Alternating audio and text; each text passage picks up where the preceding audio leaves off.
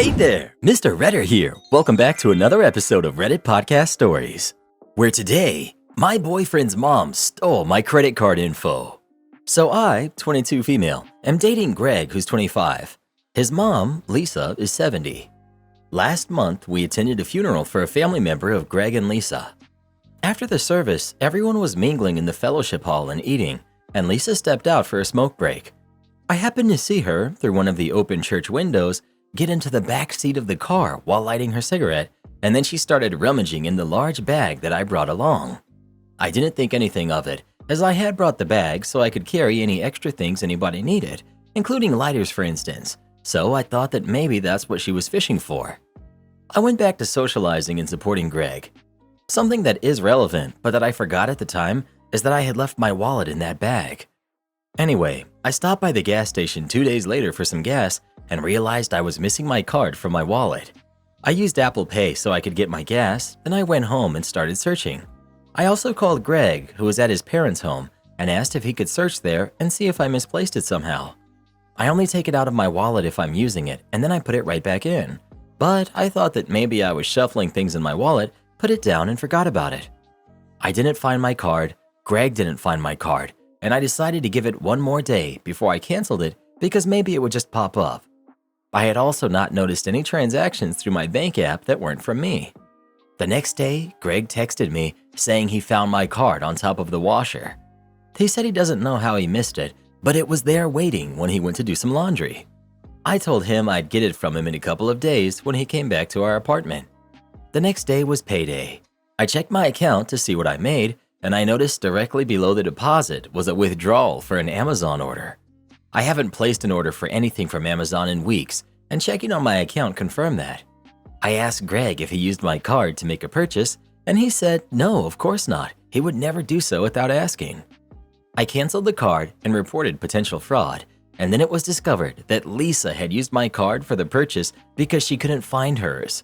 She said she would pay me back soon and that she really needed it. I don't know what she thought, but I don't care considering she stole my card. She also apparently has a history with gambling and stealing. She has taken money from Greg before, and a driving factor of her divorce with Greg's father was that she stole most of his savings while they were separated. He has never recovered the money, but it was almost $500,000. I decided I would involve the cops, and now Lisa is furious and saying that I'm being a brat and a lot of other insults, and that I could have just waited for her to pay me back, even though she also has a rep of not paying people back. Edit. No, Lisa did not have Greg when she was 45. She and her now ex-husband adopted him as an infant. Not the jerk. She stole from you, then tried to turn it around and make you the bad guy. You did the right thing by involving the police. She broke the law and your trust. She should be charged for her actions. Don't back down. My husband adopted a Burmese python. It terrifies me and I want to rehome it. 6 months ago, our corn snake unexpectedly passed away. My husband and I were both very upset. He was a cute little guy and still very young. My husband has owned several small reptiles during his lifetime, and he told me he was thinking of trying a milk snake this time instead of a corn or a garter.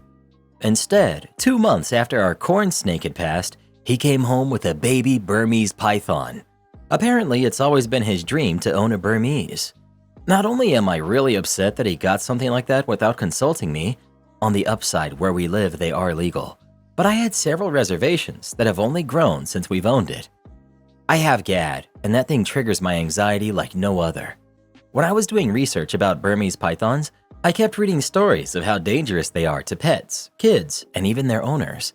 So now I'm freaked out, and I have barely slept for 4 months.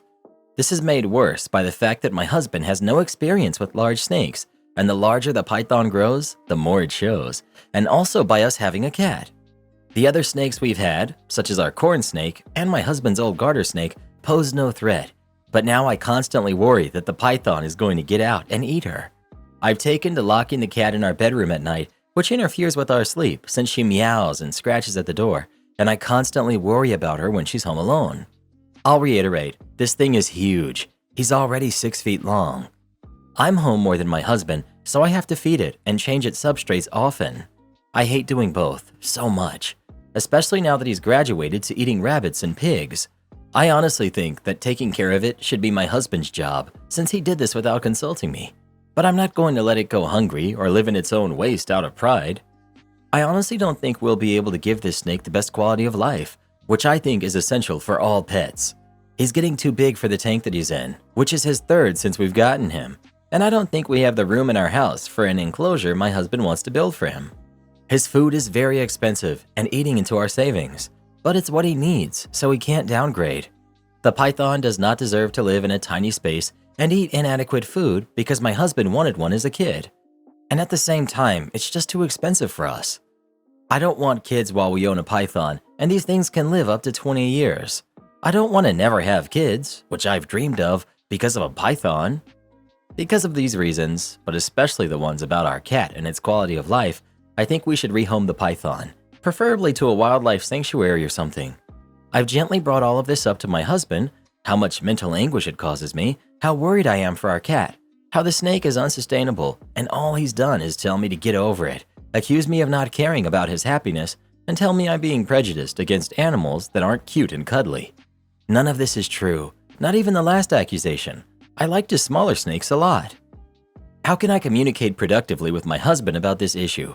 He already loves this snake, and I think that's getting in the way of him seeing reason. Edit 2. For the snake people, I acknowledge now that our husbandry is probably wrong, proving my point even more. Also, I have been informed that the snake probably wasn't a baby if it's this size, so take that into account too. I'm not the most knowledgeable about snakes. Update. I just want to say at the beginning, what everyone wants to hear is heard. The snake is gone and my cat is alright. Here's how it happened. Thursday night, while I was replying to people on my post, several people suggested talking to my husband's friend, who owns Burmese pythons, is an experienced reptile keeper, and could be a huge help. I was too blindsided by the situation and my own anxiety to even think of that. I messaged him on Facebook Thursday night and told him the situation. He was shocked at just how bad things were, but apparently he tried to warn my husband that owning small snakes and then jumping to a berm is like thinking owning house cats makes you qualified to own a tiger. But my husband didn't listen. He's been busy going to reptile shows. The dude breeds venomous cobras. He's kind of a tough guy. So he only saw the snake in person once when we just got it, and was immediately disturbed when I told him about the overfeeding, my husband's desire to start it on live food, and the fact that it free roams and is handled alone. He told me he'd come over the next day, Friday, and give my husband a real talking to, as well as do anything he could to help us rehome it. I decided I couldn't live another day in the house like that, and neither could my cat. So Friday morning, I moved out to my mother's while my husband was at work. It was a bit sneaky, but I knew that if I tried to leave while he was home, he'd try to convince me to stay. I called him on his lunch break though, and I told him that I had left until the snake was gone. He was very upset, but started accusing me of being so petty as to let a snake ruin our marriage. I had nothing productive to say, so I told him I'd talk to him later. Well, my husband's friend was so angry at what he saw of the snake that when he got to the house when my husband was home from work, he gave him the tongue lashing of his life and told him in plain terms that now that he saw how woefully inadequate we were as big snake keepers, there was no way he was going to let the snake stay at our house. Being yelled at really affected him.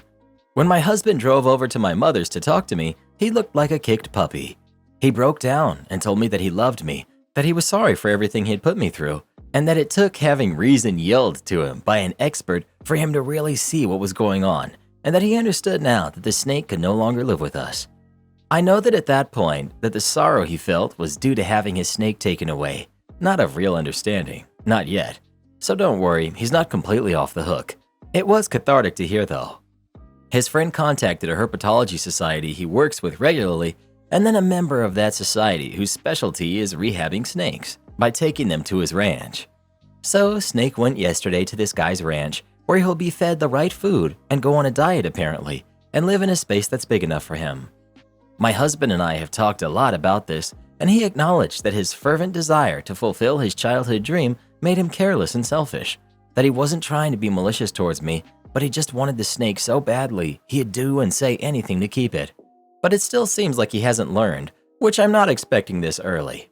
He talked yesterday about getting a ball python, and I put my foot down. I don't think we should get another snake for a long time. On Sunday, I set him down and asked him to tell me the truth of how he got the python, Because walking into a pet shop for a milk snake and just finding a Burmese was sounding more and more implausible the more I heard about it. He admitted that he arranged to get one with a breeder online while he was telling me he wanted a little snake, meaning he was actively lying to me.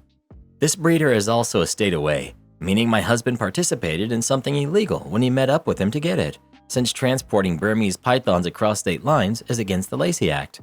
I'm very angry about this. I'm upset about his lies, and I'm upset that he blew me off for months. He admitted he lied just because he knew I would say no, which shows such an immaturity that almost disgusts me. I'm upset that he broke the law. I'm upset that he only listened to what I told him when it came from someone else. Apparently, he's been having a quarter-life crisis that he didn't tell me about because he feels he should have accomplished more with his life at 26. He never went to college. I feel sympathy for him for that, but that's no excuse to treat me this way. I moved back home with Kitty last night, but our marriage is in severe jeopardy right now due to the lying and the lack of respect my husband has shown me. But I made vows to stick with him, and I don't take those lightly. We're going to be getting counseling, which I hope will make him really see what was wrong with what he did, rather than a knee-jerk response to being in trouble, so to speak, and will strengthen us. If not, well, I'll have to consider my options. Update 2. Therapy has been going well. My husband has been doing everything right. He's been contrite, open-minded, and treats me like a princess at all times. I can tell at home that he's making a conscious effort to listen to my opinions and thoughts and incorporate our therapist's suggestions into our lives. I feel like the hugest jerk saying this, but I don't think it's good enough. Over these past weeks, I've had to come to terms with the fact that something about how I view my husband has fundamentally changed. And finally, after extensive soul-searching a few days ago, I realized what it was. I have no respect for his intelligence anymore after all of this. That is very, very important to me, and now it's just gone, and I just don't know how it can come back without him getting a personality overhaul. It's ruined my physical attraction to him. I used to have high libido, but after all of this, I don't. Despite all the changes he's making, he's still himself, but I just don't like him now. He's still his goofy, absent-minded self who needs me to balance the checkbook and pack his lunch. I can't respect that anymore. I don't want to be his mom or a naggy sitcom wife. I used to love doing these things for him. Throughout our relationship, I've taken care of him, patched him up, and helped him solve his problems. I always saw it as the ultimate expression of love. Now, I'm just sick of it. He can tell something's wrong. He's irritated about my lack of forgiveness. I realized the other day that I love him dearly as a friend. I've known him since I was 9, but I no longer love him as a husband. That devastates me. I can't believe I'm thinking divorce after less than a year of marriage. I feel like such a failure. I haven't broached these feelings in therapy yet because they crystallized only a few days ago. But I don't know how to start because I know saying them will mean my marriage will be over. I have talked to my mom and friends about this, and they all tell me to wait longer, to stick it out because I made vows. But I feel like I found out something fundamentally about my husband that I wish I never had, and that nothing can be the same now. Am I the jerk for going to my birthday dinner without my husband when he wasn't ready on time? I'm 40 female. It was my birthday a few days ago, and we had a reservation for a table at a nice restaurant at 7 p.m. It takes about 20 minutes to drive to the restaurant, so I plan to leave the house at 6:30 to account for time in traffic and picking up my father. My husband, who's 43, had decided to do a bit of work on his car about half an hour before we needed to leave. At 6:30, when the kids and I were waiting by the door, he was still doing it. He hadn't changed, hadn't showered. I told him to quickly get ready, but it got to 6:50 and he still wasn't ready yet, so I decided to just leave without him. He has a habit of always running late when we go out, and he's always the last one to be ready. Normally I can tolerate it since it only sets things back by 10 minutes at the most, but my birthday dinner was important to me and I had been looking forward to it for weeks. Making us wait for 20 minutes was not okay, so I yelled out that we were leaving and we left because I didn't want to lose the table since we would have arrived at about 7:20. I called the restaurant to let them know we would be late, and we luckily still had our table. But my husband didn't show up at the restaurant, and when we got home, he was mad at me. I told him that I was tired of him not respecting my time and always making people wait for him, and that he could have made his own way to the restaurant. My father agreed with my decision to leave without him, but my kids were a little upset that he wasn't there to have dinner with us. So, am I the jerk? When you say the kids were upset, do you mean they were upset with him or you? OP. The kids were upset because my husband wasn't ready and because I was stressing. They thought he didn't want to spend any time with us. They have personally been let down by him when it comes to things like him picking them up from a friend's house. Is he late for things he wants to do and other things? OP. He's always out of the house on time for work, and yesterday he went to the pub with some friends and wasn't late for that. He tends to only be late for things including the family. He's always late when it comes to family plans. It's rarely this bad though. It's normally things like getting changed when it hits the time I wanted to leave, or needing to find his wallet and keys and such with no sense of urgency. I was a stay-at-home mom until a few years ago. He changed when I went back to work, although I don't understand how that would affect his time management unless there's a different reason for him being late. Did he know when you were supposed to leave? OP. He was well aware of when we needed to leave. I always give everyone a 30-minute warning, and it was in the diary for weeks. Does he have ADHD? OP. I don't think he does. He was on time for things until a few years ago, with the occasional exception, and he's on time for work and his own plans that don't include family. Not the jerk. You were already late when you left. If you waited any longer, you wouldn't have had a table, and thus no birthday party. When you got home, you should have torn him a new one for deliberately trying to sabotage your birthday party. Put him on the defensive where he should be for his behavior. Really though, when your husband decided to do some work on his car, you should have said, "No, you're not doing that. You're going upstairs and getting ready to leave with us." This was a totally predictable problem. In general, you should stop tolerating his lateness. When you do that, it gets worse, not better. OP. I've brought up multiple times before, but nothing has changed. I do admit that I can be a pushover when it comes to waiting for him, but I'm sick of having to put other things on hold in order to check if he's ready and being late to family plans. He was late for my mother's funeral last year, and after this birthday incident, I've decided not to give him any more leeway and start standing up for myself. He was late to your mother's funeral? OP. He had a meeting he couldn't miss a few hours before the funeral started. He said it overran, but didn't actually apologize. You live like this? OP. Maybe not for much longer. Counseling? OP. I've actually brought up counseling before and he wasn't interested. He said it was a waste of money and time. Honestly, I'm not interested either anymore. I think we're past the point of doing any good. Update. My eldest had a school football match last week, a few days after I posted my original post. I planned for us to leave at 5 p.m. and, as per my resolution to not tolerate his tardiness anymore, left at 5 p.m. without my husband since he wasn't ready. Just like with my birthday party, he didn't show up. My youngest and I had a lovely time watching the match and supporting my eldest. He even scored a goal and his team won. Last weekend, I met up with a couple of friends to catch up over lunch, and both my sons were going to their friend's birthday party the same day. My husband was in charge of dropping them off since my thing began about an hour before the party. I told him a week in advance, the day before and before I left the house, that he needed to get the kids to the party on time. I even followed the advice of some comments from my original post, and I told him the party begins at 12:30 instead of 1, so that the kids wouldn't be late if my husband wasn't ready to leave on time. At 1:30, I got a call from the birthday boy's dad asking if my sons were still coming to the party, and also I saw that I had a missed call from my eldest. My husband had not taken them. I rang him several times and he wouldn't pick up, so I called my eldest and he answered the phone in tears. He said their dad was doing work on his car again, and when the kids asked him to take them to the party, he yelled and called them whiny brats. I said goodbye to my friends and went home to take my kids to their party. They were an hour late.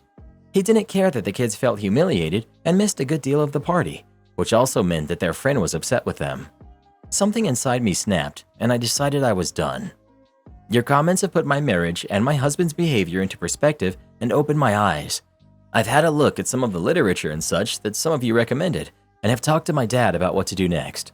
I spoke to the kids as well about the very likely possibility of their father and I splitting up. They weren't completely happy with it, which is understandable, but they agreed that it was the right decision. They said that they had felt scared of him on several recent occasions and they don't trust him anymore, which was heartbreaking to hear. I haven't been happy for a while, and neither have the kids, I now realize.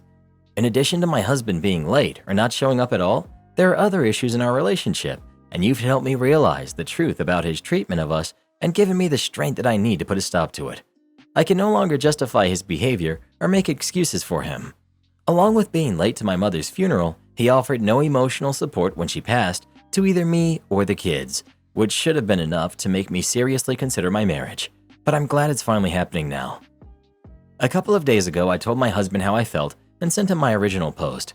To be honest, I have no interest in marriage counseling. I just want to move on with my life, but I suggested he look into therapy for himself. I explained that it didn't feel like he was part of the family anymore, and that our sons and I were struggling with the strain in our marriage, and I'm sure he has too. It's not a healthy environment for us. I can't let my kids miss out because of their father's incompetence any longer. I told him that I want a divorce, as I'm sure many of you predicted, which he accepted. He told me that he no longer wants any involvement in anything to do with the family and will move out ASAP. My sons and I will go about our lives, and the soon-to-be ex-husband will go about his. How not to steal at the self-checkout. So I've worked in retail for the last 7 years, and 4 to 5 of them were running the self-checkout at a grocery store. We had people try to steal all the time. I got very good at saying, "I'm sorry, but that last item didn't seem to scan. Can you try it again?" Since I had to say it like 50 times a day, and we were never allowed to accuse the customer of stealing, even when it was extremely obvious they were. Usually, they would try once, and when I caught them, they didn't do it again because they knew I was watching. This woman and her mother that I'm about to talk about were not one of these people. She was maybe early to mid-30s, and the mother was probably 60s or 70s. The first time I saw them, they were both on the same machine. The daughter was using the machine, and the mother was handing her the items, and I first noticed something was wrong when I looked at my screen and saw what they were ringing up. Our screen shows the item they just scanned and the price. Their screen looked something like banana $7.87, banana $6.54, banana $5.50, banana $8.34. I was very confused until I went over and saw they were just putting their items, sometimes multiple at a time, on the scale and entering in the code for bananas. They had probably about $60 to $70 worth of meats in their bag, plus a bunch of other random and expensive items. I went up to her, kind of shocked by how insane it was that she thought I wouldn't notice, but my usual line didn't really apply here, and it took me a second to finally say, I'm sorry, but nothing in your bags is scanned. You can't just weigh all your items like that." And I'll never forget what she did. She turned to me, looked a little confused at first, then said, "Oh, okay, I'll fix it." Then just went back to putting her items on the scale and trying to weigh them again. I was speechless. I don't know what could possibly make her think that would get me to just be like, "Oh, all right, have a nice day," and just let her continue to steal. After a few seconds of me trying to process what just happened, I said to her, "I'm sorry, but I need to cancel your order. You need to take everything out of the bag," and she cuts me off and completely changes her tone. "I said I'll fix it. I know what I'm doing." She goes back to weighing her items, and I'm just standing there like, what the heck just happened? So I just walk back to my screen because we can lock any machine from there, and that's exactly what I did. Then immediately called for a manager. Manager gets there, and I explained what happened while they're standing at the machine with multiple items on the scale and still trying to keep using the machine, even though it's clearly locked. Manager goes over and talks to them, but at this point I have like 5 or 6 other customers that are also using the checkout that I need to help, so I didn't get to hear what my manager said to them. A few minutes later, the manager cancels their order and they move their items to another machine. He tells me they will scan everything again and to just watch them. Then he leaves. Now they're at a closer machine to me, so I can see them better, and for a while, everything is fine. They aren't weighing anything, and just as I think this whole thing is over, I see her scan one item, pause and look around, then grab like 3 other items and put them all in the bag with the item she just scanned. I was looking right at her. She knew I was looking right at her. She goes to scan another item, and I walk up to her again and say, "You need to stop. Only one thing in that bag is scanned. You need to take them out and scan them again." She just looks at me, annoyed, and sighs. Turns back and tries to keep scanning her next item. I'm absolutely done with this crap. I lock her machine again and call the manager back again. Tell him what happened. At this point, it's very busy in the store and everyone else is waiting on me to help them. So I leave again and let the manager deal with it. He ends up canceling our order again and scanning all the items for them. I would like to add at this point, the woman's mother has not said a single word. She's just kind of acting like nothing is even happening. The daughter is very upset, but doesn't make a scene or raise her voice. Just keeps saying this like, "Just let me do it myself. Why are you taking so long? I know what I'm doing." He finishes scanning everything and they pay and leave. I'm like, thank God this is finally over. Oh boy, was I wrong. These two women came back to the store 2 to 3 times a week for months. They never tried to weigh their items again, but would always scan one thing, then try to put multiple items in the bag without scanning them, which was even more stupid than weighing them because the machine locks if the weight doesn't match. So even if I wasn't looking, it's obvious what happened. Sometimes they were together, but sometimes they tried to split up, so it was harder for me to watch both of them. And all this time, the mother never spoke a word to me. When I stopped her, she just looked confused. Then her daughter would come over and rescan the item for her. It was always stupid things too, like a can of soda or a bag of chips. The daughter would always try to steal more expensive meat or seafood. After, they would almost always go to the lottery machine behind me and buy a bunch of tickets, then leave. I told the managers and security every time this happened, but they never did anything about it. I eventually stopped working self-checkout and moved around to different departments in the store. Never saw them again after that, but I was curious what happened to them. So I asked my coworker who had been working the self-checkouts for longer than I had, and he told me she had gotten arrested. He said the store finally called the cops on them, and at least the daughter was arrested, but he didn't know what happened with the mother. I tried to ask the managers for more detail, but they never told me. The security guy didn't work at our store anymore, and the new one knew nothing about them. All I know now is that I haven't seen either of them in 2 years, and I hope I never see them again. They made my job 10 times worse for months, and I didn't even get the satisfaction of watching them get arrested when it finally did happen. Speaking of self-checkouts, do you guys like to use self-checkouts, or do you prefer to have an actual cashier? The good thing about cashiers is that you have someone to complain to. It may be the day before you get married. I know we divorced 27 years ago, but tonight is the night I get your father back. As the heading says, my parents divorced 27 years before this happened. It's always been civil on my dad's side of things. He had custody of us 3 kids and never said a bad word against our mom. My mom, however, blamed every negative thing in her life on him and/or my stepmother. I moved to England from Australia and ended up marrying the man I moved with/for. Coming from Australia, my whole ginormous family was coming, excluding the woman who was now ex-stepmother. Chalets were booked, everyone happy and excited. With my whole family coming, brothers, sisters, their partners and kids, aunts, uncles, etc., we had all agreed to book in the same place and have a bit of a holiday/family reunion. This place happens to have its own little pub, run by 2 friends of ours. We spent the week sightseeing, doing wedding prep and playing in the snow, a novelty for Australians, the first and likely last time they'll see it. Night before the wedding, we all decide to have a meal at the bar. Whole place is practically booked out with our group, so our mate running the place is quite happy.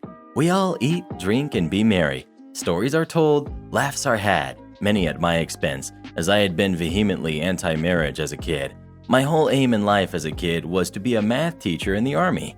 Poor me. Not only am I terrible at math, but I also hate being told what to do, so this dream was always going to fail. Given that we were all heading to the wedding venue the next day, most of us retired at a reasonable hour. Husband-to-be and I merrily hiccuped our way to our chalet, singing Land Down Under with my sister and her fiancé who were in the chalet next to us. And now we lay me down to sleep. And dang it, who the heck is calling at this time? It's about 4 hours later, 2 in the morning. My mate from the pub is calling and said we should probably come down there. I shove coats and boots on over my pajamas and set off. Get there, and there is my dad, doing his best to avoid my mom, who has decided that this is the moment. What moment, you ask? This is the moment she and my father get back together and all the wrongs in her life are righted. She was drunker than that feral pig who broke into the campsite, drank 3 six-packs, and tried to fight a cow. Dad didn't want to leave her at the bar alone, but he also didn't want to walk her back to her chalet and have her get the wrong idea, so he had asked my mate to call me. I try and unwind her arms from him. She shrieks at me. Dad takes the opportunity to run away, and I'm left with her. It's only about 100 meters to her chalet, so I start to walk her home. She starts crying and telling me the following. Mom, your father loves me still. I know it. Me, Mom, can you just stop and think about what you're doing? Mom, it's been so long since I had a man like your father. He satisfied me more than anyone I've been with. He's got to... Me, seriously, no thanks. You can stop. He just makes me tremble. At this point, I stop walking. I hold her shoulders, look her in her very drunk eyes, and tell her that that's way too much information. She bursts into tears and told me that I ruined it all. I ask her to explain. Apparently, my wedding was going to be the catalyst for their getting back together, and she was going to give this to me for my wedding present, having two united parents to hold my hand and walk me down the aisle. She then starts shouting that it would all have worked, and I had to ruin it by showing up just when she was making her move. I sigh again.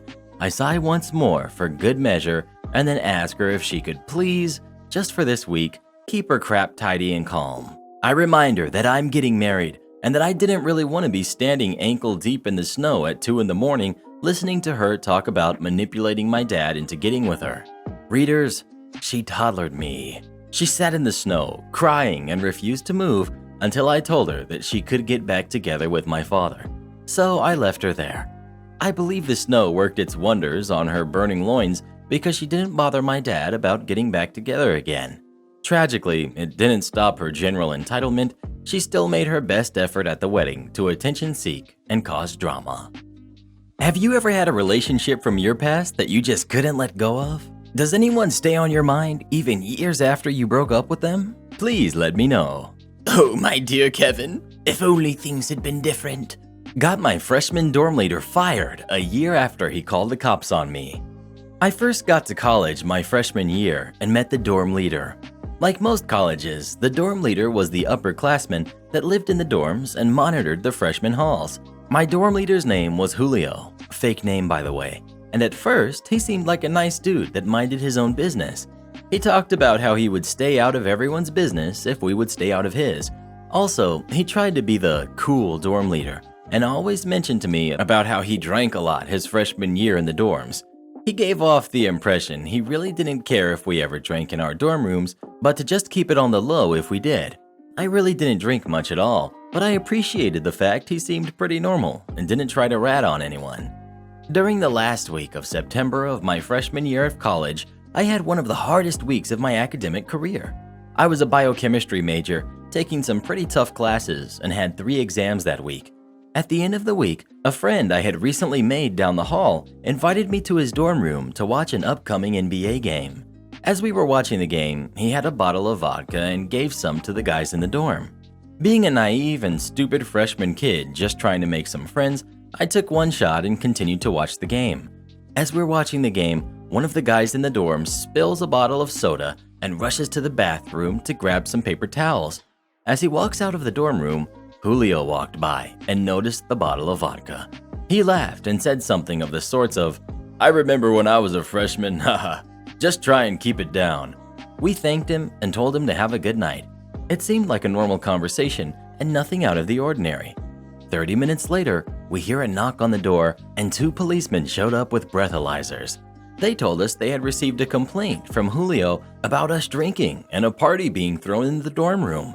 Remember, it was 3 guys watching a Lakers game on a Thursday night at 8 p.m.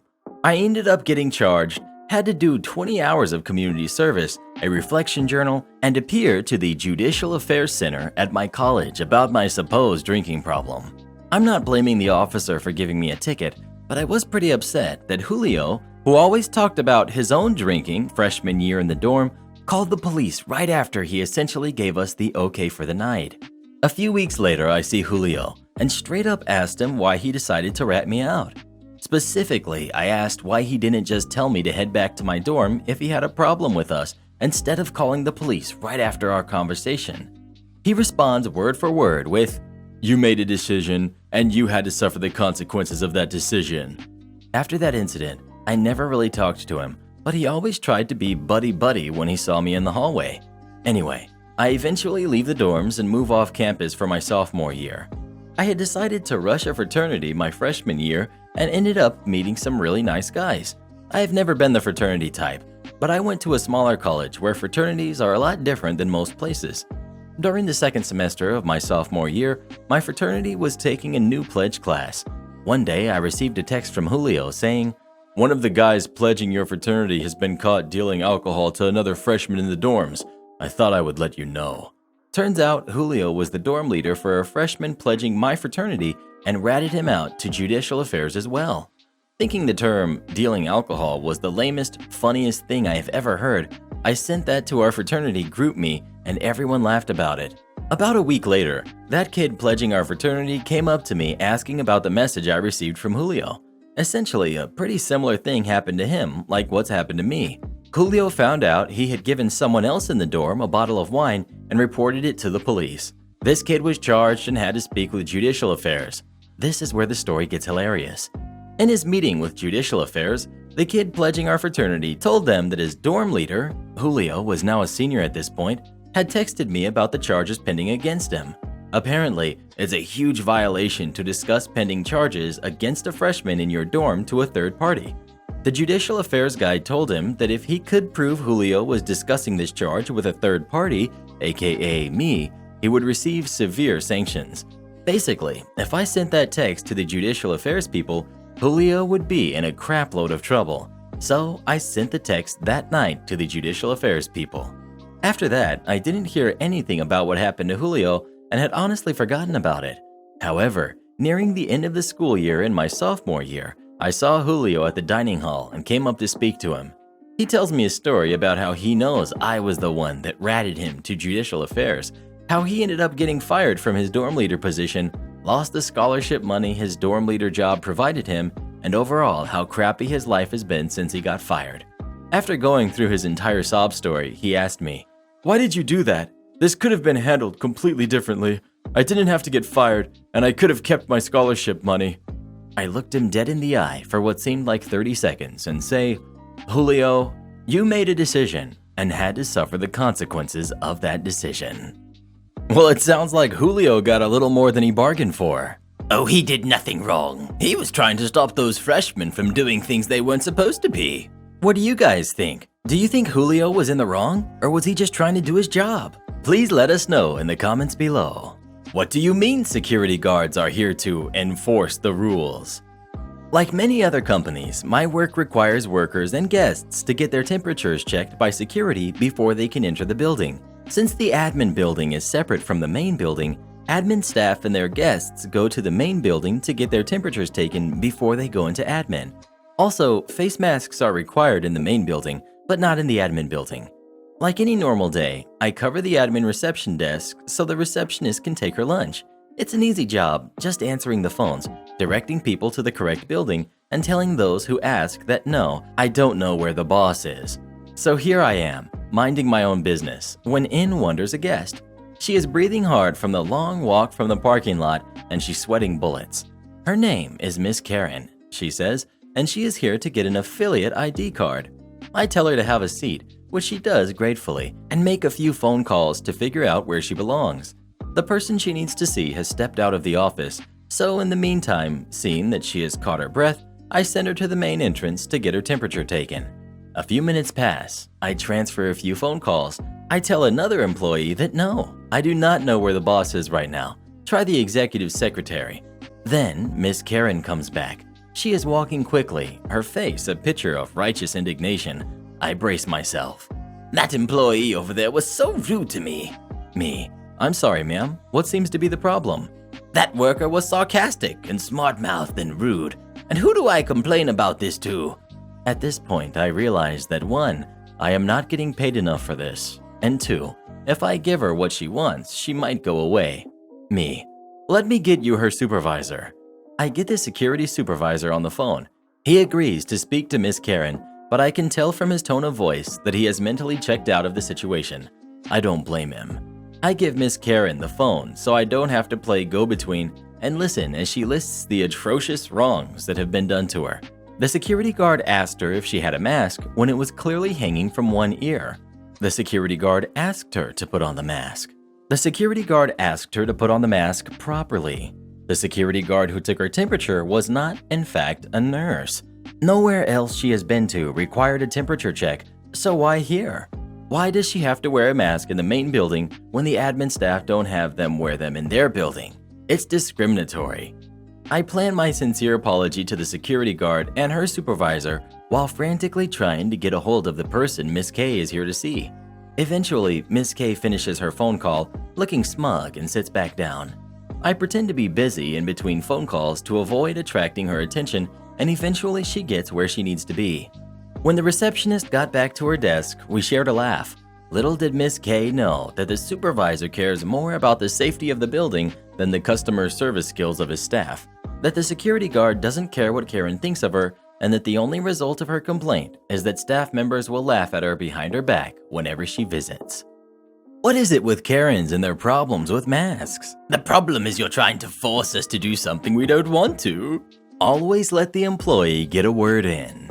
A couple years ago, I was working at a discount clothing store. The kind of store that would have their own brands who looked like popular expensive brands for a fraction of the cost. Now, due to this, we had low staff numbers, high staff turnover, and archaic machines that ran on Windows 94.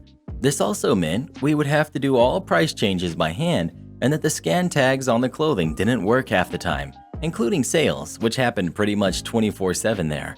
Instead, we would have to figure out what the low poly image on the computer was or try and scour the store to see if we had an item.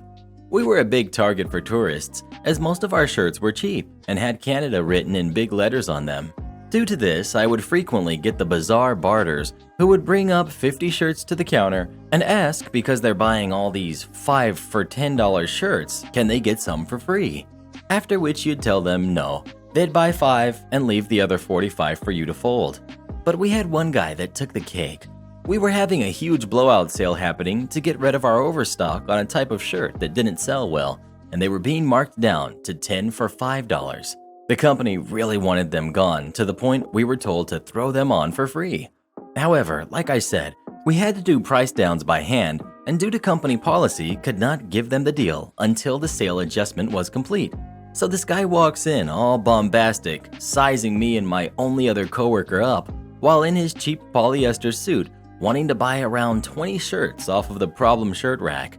Only problem is, we haven't priced them down due to lack of materials and time. Busy day. So they still read $5 each. Still a pretty good price for a shirt. He slams down the shirts. We greet him with the salesman's smile plastered to our face. Go on about, is everything okay, etc. when he cuts us off. He demands that we shut up and take his money so he can get out of, and I quote, this stinky mall.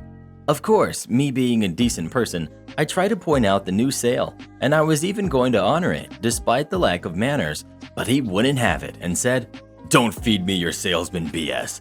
I just want my shirts and I want to leave. Is that too hard for your thick head to understand? So, in classic malicious compliance, I ring up the shirts, take his card, and carefully tell him and write on his receipt, no refunds. We couldn't do this on sale items anyways, and as all items are on sale all the time, we could never take any items back. I enjoyed his face, where after the fact I put the 10 for $5 sign up on the rack he had just purchased. He tried to fight it, but ultimately lost after security dragged him out for trying to throw a punch at me in anger. This one stuck out, but man did this sort of stuff happen all the time at that store. Thankfully, I've moved on from that job and now have a comfy spot at another store with great bosses, coworkers, and a functioning automatic price system.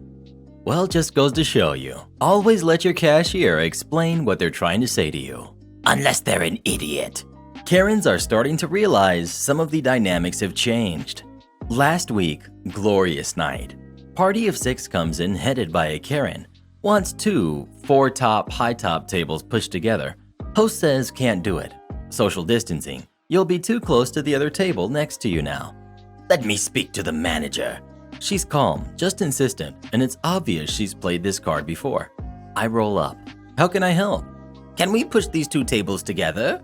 No, can't. Social distancing, and now you're too close to the next table. You can have that table that's for 6 in the corner. You can have that booth for 6 after we clean it, or you can have that table for 6 outside after they get up, about 10 minutes. All the while, I'm pointing to each table like I'm showing them emergency exits on an airplane. You can't push those tables to. No, we will not be moving tables. You can have, and I point to the tables again. You know what I think? She begins, turning to her friend. You know what I think? Both of them together. We go somewhere else. At this point, I clap my hands together and say, thank you and have a great night, and immediately turn around and walk away. The best part is Karen stares at the back of my head for a solid 2 seconds before she shuffled out. I didn't realize this until I watched the video of the exchange. Easily made number 3 in my career highlight reel, but only one of the handful of Karen moments since we reopened. The Karens decided to leave the restaurant? Oh, that poor manager. Oh, don't feel bad for him, Mr. Reddit. He didn't deserve to have them in his restaurant anyway. Entitled mom refuses to move her car when I tell her to, so I write her a ticket. I work at an airport. Federal regulations prohibit vehicles parking next to the terminals.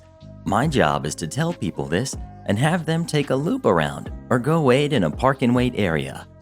Most people understand and drive off. The people who always give me a hard time are the elderly ladies. Anyway, cast. We've got entitled mom, we've got poor son, and me. We get drivers coming to pick up their people in waves due to multiple flights landing around the same time. Drivers will then pull up to the nearest open curb and park. What we do is break the stretch up section by section and start from the area closest to exit and work our way down. I had just finished telling a vehicle to take a loop when entitled mom comes speeding down the road and wedges her way into the slot I just made. When this happens, we don't say or do anything because often their person is on the sidewalk ready to go. I'll finish talking to the cars that have been there a minute and then come back. When I go back to her, I give her the same phrasing as everyone else. Hi, unfortunately, there's no parking and waiting. Active loading only. If your party is not out here, you're going to have to take a loop around, all right? Entitled mom. Oh no, my son is coming out right now. Me. Okay, ma'am, I can give you another minute, but if he's not out by the time I start walking back to you, you'll have to leave. I then stroll off before she can say anything. Usually when I say that line, people try to argue and ask for more time or get angry. So to prevent that, walking away is the best option. I finish the section again and head back. Now, doing a section usually takes about 5 minutes, so she's had plenty of time. Me, tapping on her window to get her attention. Still no luck? No, he's coming soon. Unfortunately, ma'am, you'll have to go around it this time. Just get into the leftmost lane and you'll see a sign that says return to terminal. Only a 4-minute drive. Entitled mom. I'm not going. He's so close to coming out. Ma'am, if you're still here when I come back, you're getting a ticket. Hearing this, her inside Karen awoke. Karen. You have no right to threaten me in such a way. I am a tax-paying citizen, so my money paid for this airport. I can wait as long as I want. I don't argue with people, but I did notice the section was full again, so I just walked away. Finish it again in another 5 minutes, and she's still there. At this point, I pull out my ticket book as I am walking to her vehicle. Everyone on the sidewalk is smirking and giggling a little. They're enjoying the drama. I walk right past her window and stand in front of her car and start writing her plates. Entitled mom. What do you think you're doing? You have no authority. You're not even a police officer. This is true. I am not police. However, I am airport operations. I have to enforce airport safety and protocol. When acting on behalf of my job, what I say is just the same as if it were from a cop. Me. Ma'am, I have told you several times you'd have to take a loop around. Plus, you've had over 15 minutes to wait. She continues to yell at me, trying to create a scene and make me nervous to stop writing the ticket. It's also policy to not hand the person the ticket. We are to put it under the windshield wiper. I do just that. However, just before I do, I get a feeling to call control. Not ATC, but airport control, and request a camera be out on me, just for safety. Entitled mom. Now you're trying to break my property. I want to talk to your manager because you're getting fired. Me. Ma'am, I'll be more than happy to call a supervisor. However, about breaking your property, we have video evidence I did no such thing. The entitled mom keeps going off. I can take it. The section is mostly empty. However, there's still a lot of passengers on the sidewalk just watching the whole scenario. She then gets out of her vehicle and says something like, "Well, since I've already been ticketed, I'm just going to go find my son." The ticket she was given was for airport signs and markings. There's a different code for an unattended vehicle. Me, being the cold-hearted jerk I am, let her walk away, gave it a minute, wrote her another ticket, and called for a tow truck to take it away. The entitled mom comes right when the tow truck starts backing up to lift her front wheels. "What the heck are you doing?" Me. Unattended vehicles must be towed away. "See, son, I told you he was discriminating me and targeting me only because I am a woman. You need to do something." Son. "Sir, how long has my mom been parked here?" Me. "I'd say about 40 minutes. "Mom, you know that's way too long." Son shakes his head, and before his mom can start to say something, he says loudly, "Let's cut our losses right now and leave, before it gets towed all the way away." If a vehicle is towed, it is an additional $50, but even if the tow truck touches the vehicle, it's $25 to the driver of the tow truck. The son comes over to me while his mom gets in the passenger seat. "I'm sorry for what she said to you." If anyone apologizes to me, I call it good. I tell him it's whatever, and then he thanks me for being patient. Because he is being so nice, I decide to teach his mom a lesson. Me. "Because you're being very polite and reasonable, I'll waive the $25 towing fee." "Thanks, I really appreciate that. I'll be getting out of here right now." He then turns to the whole crowd. "I am sorry for how my mother behaved and acted. If she offended anyone, I am so sorry." I take it he wanted to teach her a lesson too. I figure, let's add on to it. Me. "Sir, because people like you make my job easy, fun, and nice, I'll also void the second ticket." I grab it and walk away.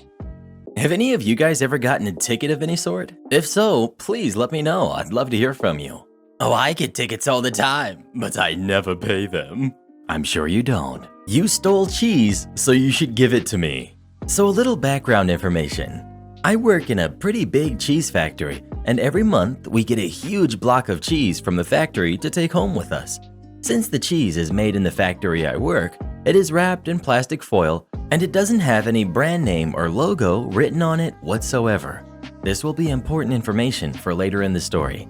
Today was a day we received a block of cheese, and when I was done with work, I went to the supermarket to do some groceries. My cheese was in my backpack when I was using the self-checkout, that thing where you scan your own groceries and pay without having contact with a cashier. While I was scanning my groceries, there was a woman next to me, entitled parent, who looked, well, like a 40-year-old who still thinks she is 15. She was giving me weird looks while I was putting the groceries in my bag, but I thought nothing of it, since people often look weird at me after I go somewhere after work. As you can expect, working in a cheese factory doesn't exactly give you a nice body odor. I've been given comments about this from strangers from time to time, but when I say that I work with cheese, they apologize and say they understand. Until she decided to speak to me. We've got me. We've got entitled parent, the Karen with a midlife crisis. We've got the store attendant and the supermarket manager. Entitled mom. "Excuse me." Me. "Sorry, what's the problem, madam?" "I think you forgot to scan that block of cheese."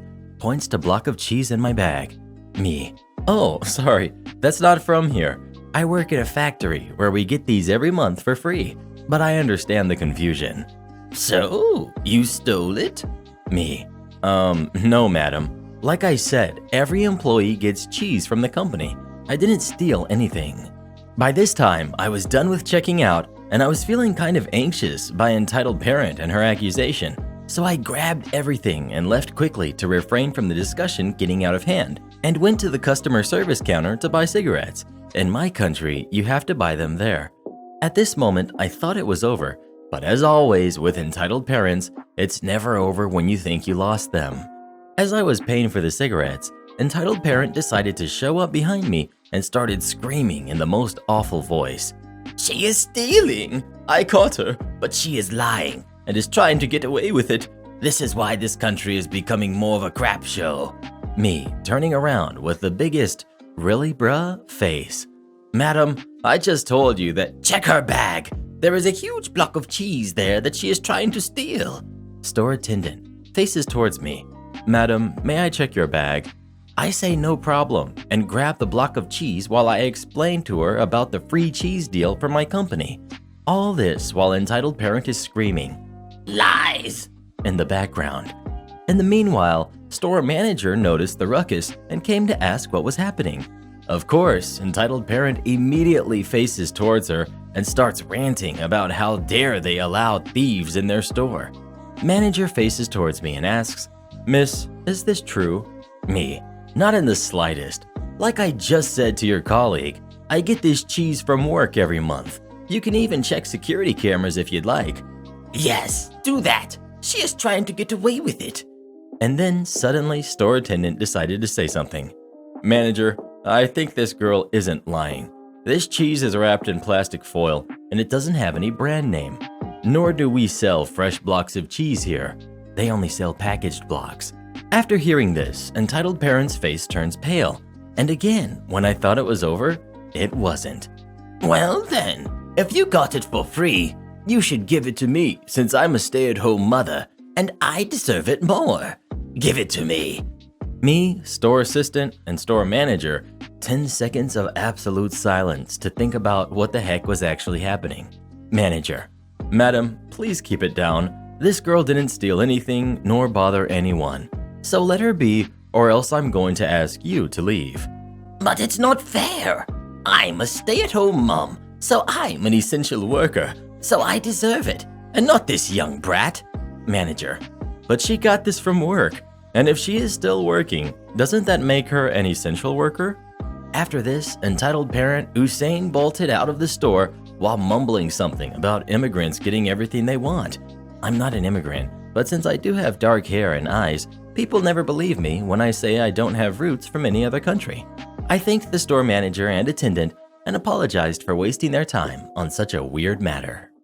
Do any of you guys like cheese? If so, what's your favorite cheese of all time? Please let me know. Mine is either brie or ricotta. Entitled mom demands the school have a graduation party for her 6th grader. Not my story, but this happened to my mom a couple of hours ago. She's the representative of 6th grade at the Parent Association of my brother's elementary school. She's had to deal with a ton of crap from the parents lately because of what's going on, but this last incident gets the prize.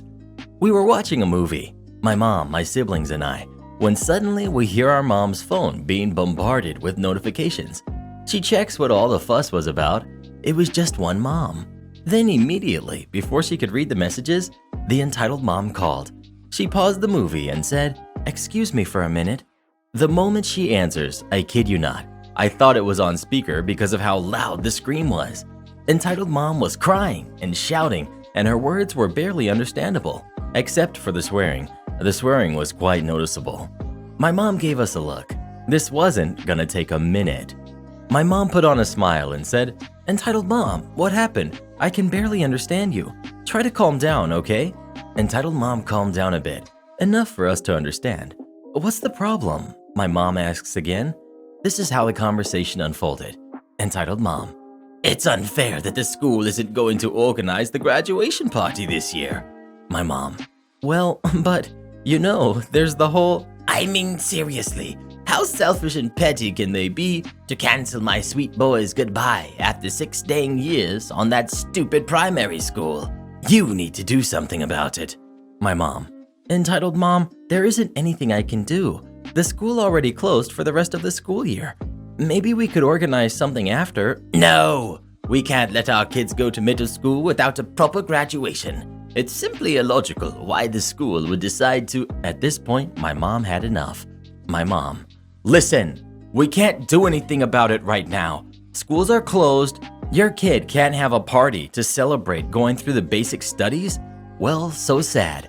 But I'm turning 40, my daughter is turning 15, and we can't have a nice quinceañera. My parents-in-law couldn't celebrate their 50th anniversary with the family.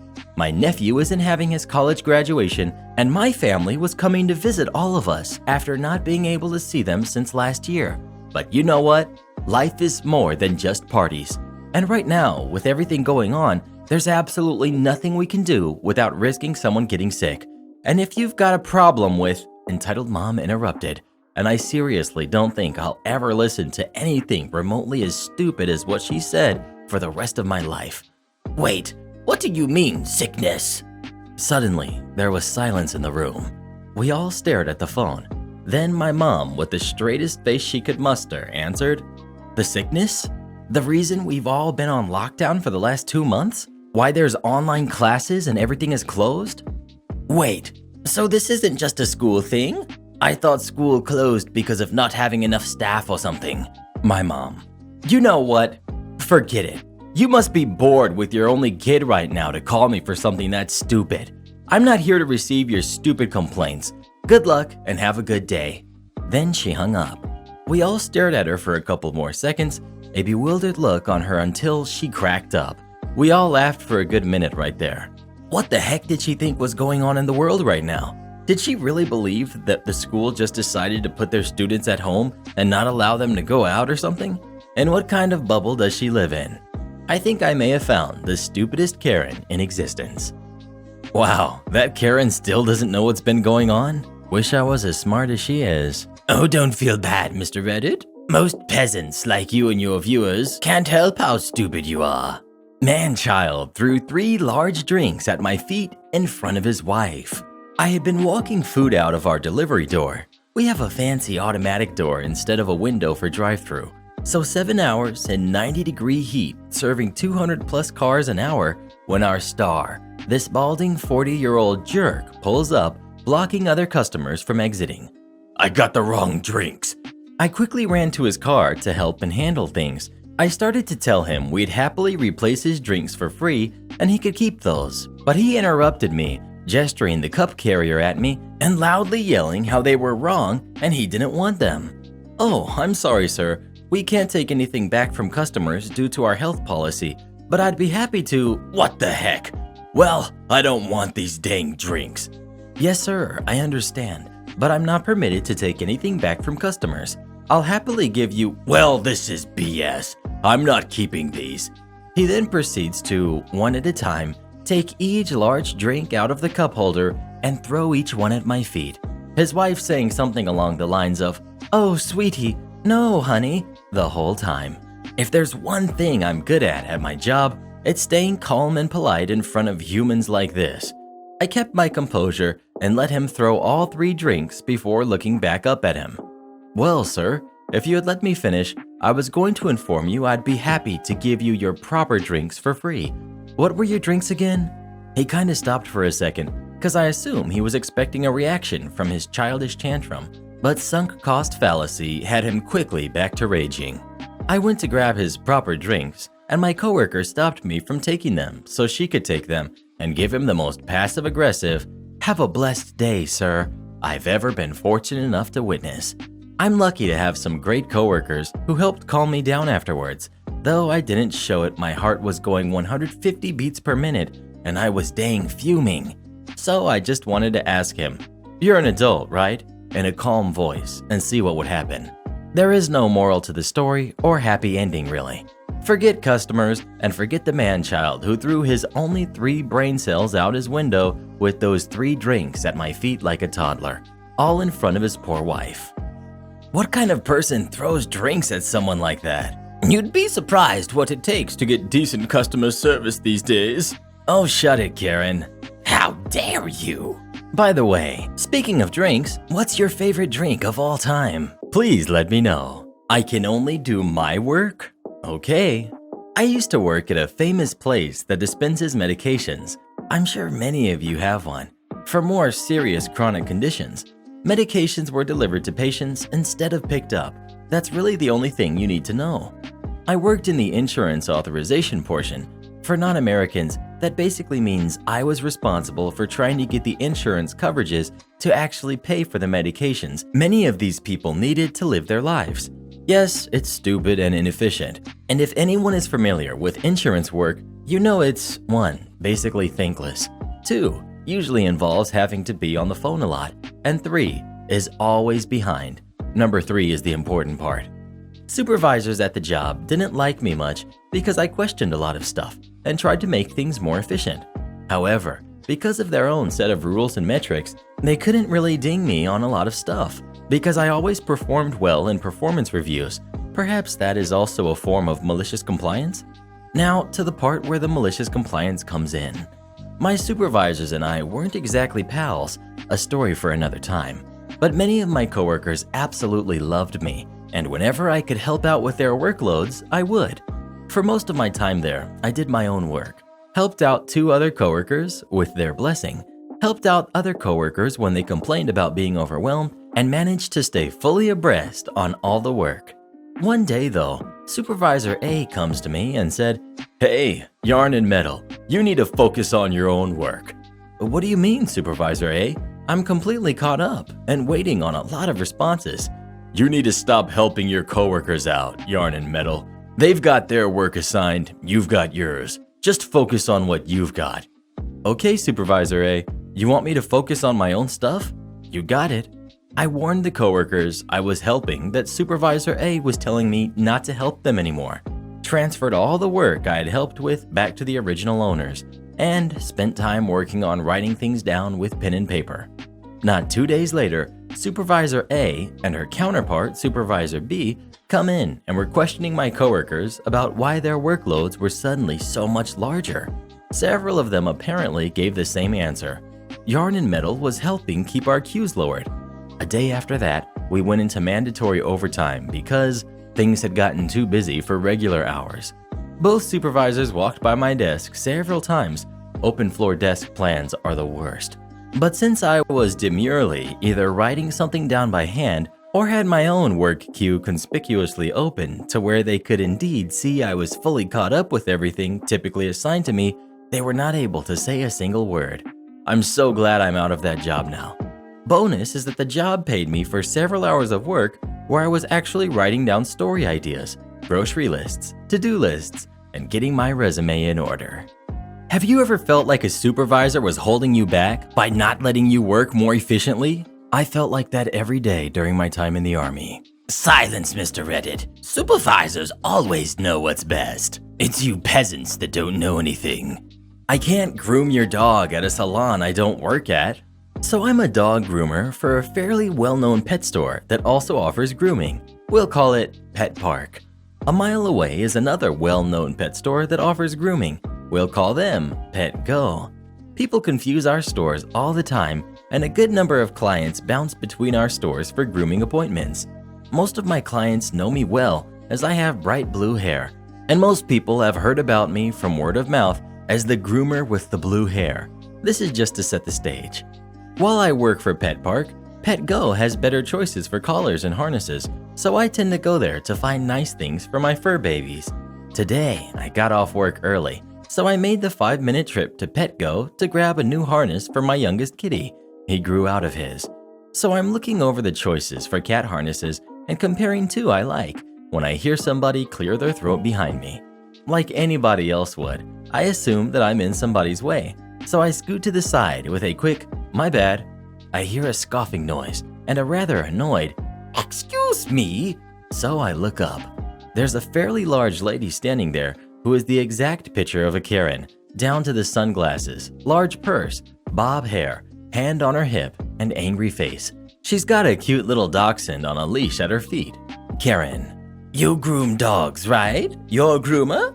I've seen you before, I'm pretty sure." Me: Yeah, I am." She cuts me off.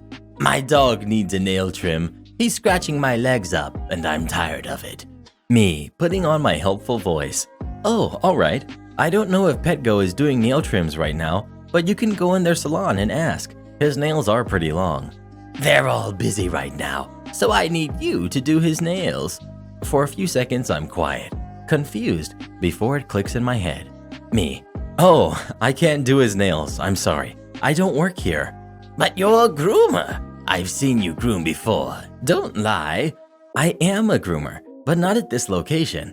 I can't. She cuts me off again. It doesn't matter. You're a groomer. You can take him. Go in there and do his nails. It won't take you long or anything. Me. I don't work here. I can't just go into their salon and do his nails. If you bring him to Pet Park, I'd be happy to do his nails. But I'm not going all that way just for a nail grind. It's literally 5 minutes away. Just take him and do his nails. I'm not going to argue with you about this. Do your job. She then tries shoving her dog's leash at me, like I'm supposed to just take the dog and do his nails in a salon I don't work at. I stare at her and then do the only thing I can think of. I just turn, put the harnesses back, and walk away without another word, figuring that would end things. Nope. This lady must have been the Flash in disguise because she shuffles up so fast, gets in front of me, and again tries shoving her leash at me. And now she's screaming and red in the face. I back away a little. How dare you walk away from me, you little brat! Now you're going to take my boy. You're going to do his nails, and you're not going to charge me for it for being such an unhelpful little punk. I don't care if you're on break or whatever. You're a groomer, and you are going to do his nails. Me, dropping the helpful voice because now I'm getting really annoyed. I don't work here. I couldn't groom him here even if I wanted to. I'm cut off again by her screaming. Don't talk back to me. Do my dog, now! At this point, a Petco associate was already rushing over, having heard her yelling at me, though she was raising her voice early on. We'll call him PA for Petco associate. Associate. Excuse me, can I help you two with something? You can get me your manager. Your groomer refuses to do my dog's nails, and that's their job. The associate looks at me for a few seconds, obviously not recognizing me. Associate. They don't work here. They aren't one of our groomers. Ugh, that doesn't matter. They are a groomer. They need to do my dog now. Get me your manager. Associate doesn't have to do anything because a floor manager is now walking up. I know this person as he used to work at our store as a cashier, and we were fairly friendly. We'll call him Ben. Ben. What seems to be the issue here? Ma'am, please lower your voice. I'll lower my voice when your groomer does their dang job. They are refusing to do my dog's nails, and I demand that they do his nails, and that you do not charge me for this inconvenience. At this point, Ben looks over and notices me. I give him a small wave. Ben. Oh, hey, Weaving Blade. He turns to Crazy Lady. Ma'am, they don't work here. They aren't authorized to work in the salon. You'll have to go into the salon. This is ridiculous. His nails need to be done, and somebody is going to do them, and do them now. Ben. Ma'am, if you don't lower your voice, I'm going to have to ask you to leave. The salon associates will be happy to do your nails if you— Don't tell me what to do. You need to do your job and have somebody do his nails, and I better not get charged. At this point, myself and associate have started edging away as she's screaming at Ben, who's doing his best to help her, and I escape into a dog food aisle. I can see the salon, as well as a few groomers that came from our store, so I decide to pop over for a quick hello while she's out on the floor screaming her head off at Ben about me. Turns out, the reason she wouldn't just go into the salon is because she's been banned. Not for her attitude apparently, but because the dog is a holy terror for his nails. Go figure. By the time I said my goodbyes and scooted out, security was coming in to escort this screaming lady and her little dog out of the store. I don't know what happened to her afterwards, because I quickly hopped on my trike and rode off. Sorry this isn't a better tale that ends with the Karen getting arrested, but I wanted to share my first I don't work here lady experience. Let's hope it's the last. Do any of you guys have dogs at home? If so, what kind? Please let me know. I have a poodle and a chihuahua, and if any of you come near them, I will end you. The funniest thing you will hear all day. I swear, this happened like an hour ago and I cannot stop laughing. Like, not giggling, but full out bursting with laughter. This morning, my mom, grandma, and I went out to eat lunch, just mentioning that to set the scene, but it all really started after we left and started the drive home. My grandma thinks she knows everything. You can't tell her anything different without her picking a fight, because she's right, of course. And she'll tune out every other word you say because she's so into what she's thinking is right. Anyway, my grandma went to a 5-minute oil change place a few weeks ago, and today, while on the drive home, she realizes there was a coupon she could have used. Apparently, she was looking at the wrong coupon because she called the oil change place to complain about her not getting the half off when she had already gotten the 25% off that she used. The guy explained that he was looking at their records about it and that she had come in the day after the coupon had expired and so she couldn't use it. That doesn't go well with her, and she tries arguing about how the coupon isn't supposed to be done for another month, not realizing she's looking at a different coupon for something else. Anyway, then she says those dreaded words which made me think to put it on here. Can I speak to your manager? The guy tried explaining he was the manager, but apparently she's tuning him out and he's clearly getting frustrated when she asks 3 times for a manager. He finally goes and gets the other guy, his co-manager or whatever, to talk to her. While they're waiting, Grandma makes a very poor joke about how they're probably just going to get someone else to play manager so they don't get in trouble. But lo and behold, the other guy explains the same thing the first guy did. Grandma gets mad and is talking to my mom, not realizing the guy was still on the phone, says she'll just have to call corporate office on them. Then she finally hangs up the phone herself. Apparently, she wanted to accuse them of stealing money or not honoring coupons or something. Story's not over yet. This is where the gut-bursting laughing part comes in. So my grandma is apparently unable to look stuff up herself online. She does everything else, but apparently she can't understand it's very simple to type something into Google. Barely 10 seconds after hanging up on them, she talks to Siri like it's a person, even saying please and thank you afterward when it's just a computer, not an actual person. Anyway, she asks Siri for the number to the office. Siri can never understand her though, and always does the wrong thing she's trying to do. Never stops her from using it again. Siri goes, I have the corporate office number for the salad station, which for those who don't know is a restaurant near where I live. My mom chuckles and makes a joke about how Grandma could always just order a salad. I laugh a little, listening with half an ear, but more interested in playing games on my phone. Grandma laughs, but apparently didn't know what the joke meant because she then proceeded to leave a message for the corporate office for the salad station, explaining her difficulties with the oil change place. It was a 10-minute ride home lift at this point, and Mom and I were laughing so hard we literally could not breathe. We get home and Grandma left making a comment on her way. Apparently, she thought we were laughing because she actually called corporate. She left us in the car laughing, and we couldn't even tell her we were laughing because she complained about one business to a completely separate business. I honestly don't know if we'll bother telling her next time she comes back, but we probably will eventually since she lives next door and eats out with us several times a week. She'll probably just think we're messing with her, but I haven't laughed so hard in forever. Funniest call ever, and she was completely serious and stern on her message. There are going to be some very confused people who probably heard us laughing in the background whenever they answer that message. You know what, Karen? Their grandma really reminds me of you. Oh, thank you, darling. Doesn't she sound amazing? Trash goes into the trash compactor. I work the back end of a big box store, and since the trash compactor and cardboard baler is in my workplace, I normally have to clean up after the people who refuse to throw the trash away. Most are good, but some dump it right in front of the right receptacle and say, I was told to bring it back here, not throw it away. I am a little OCD over my workspace, so I normally throw it away regardless. But if I can chew them out, I will.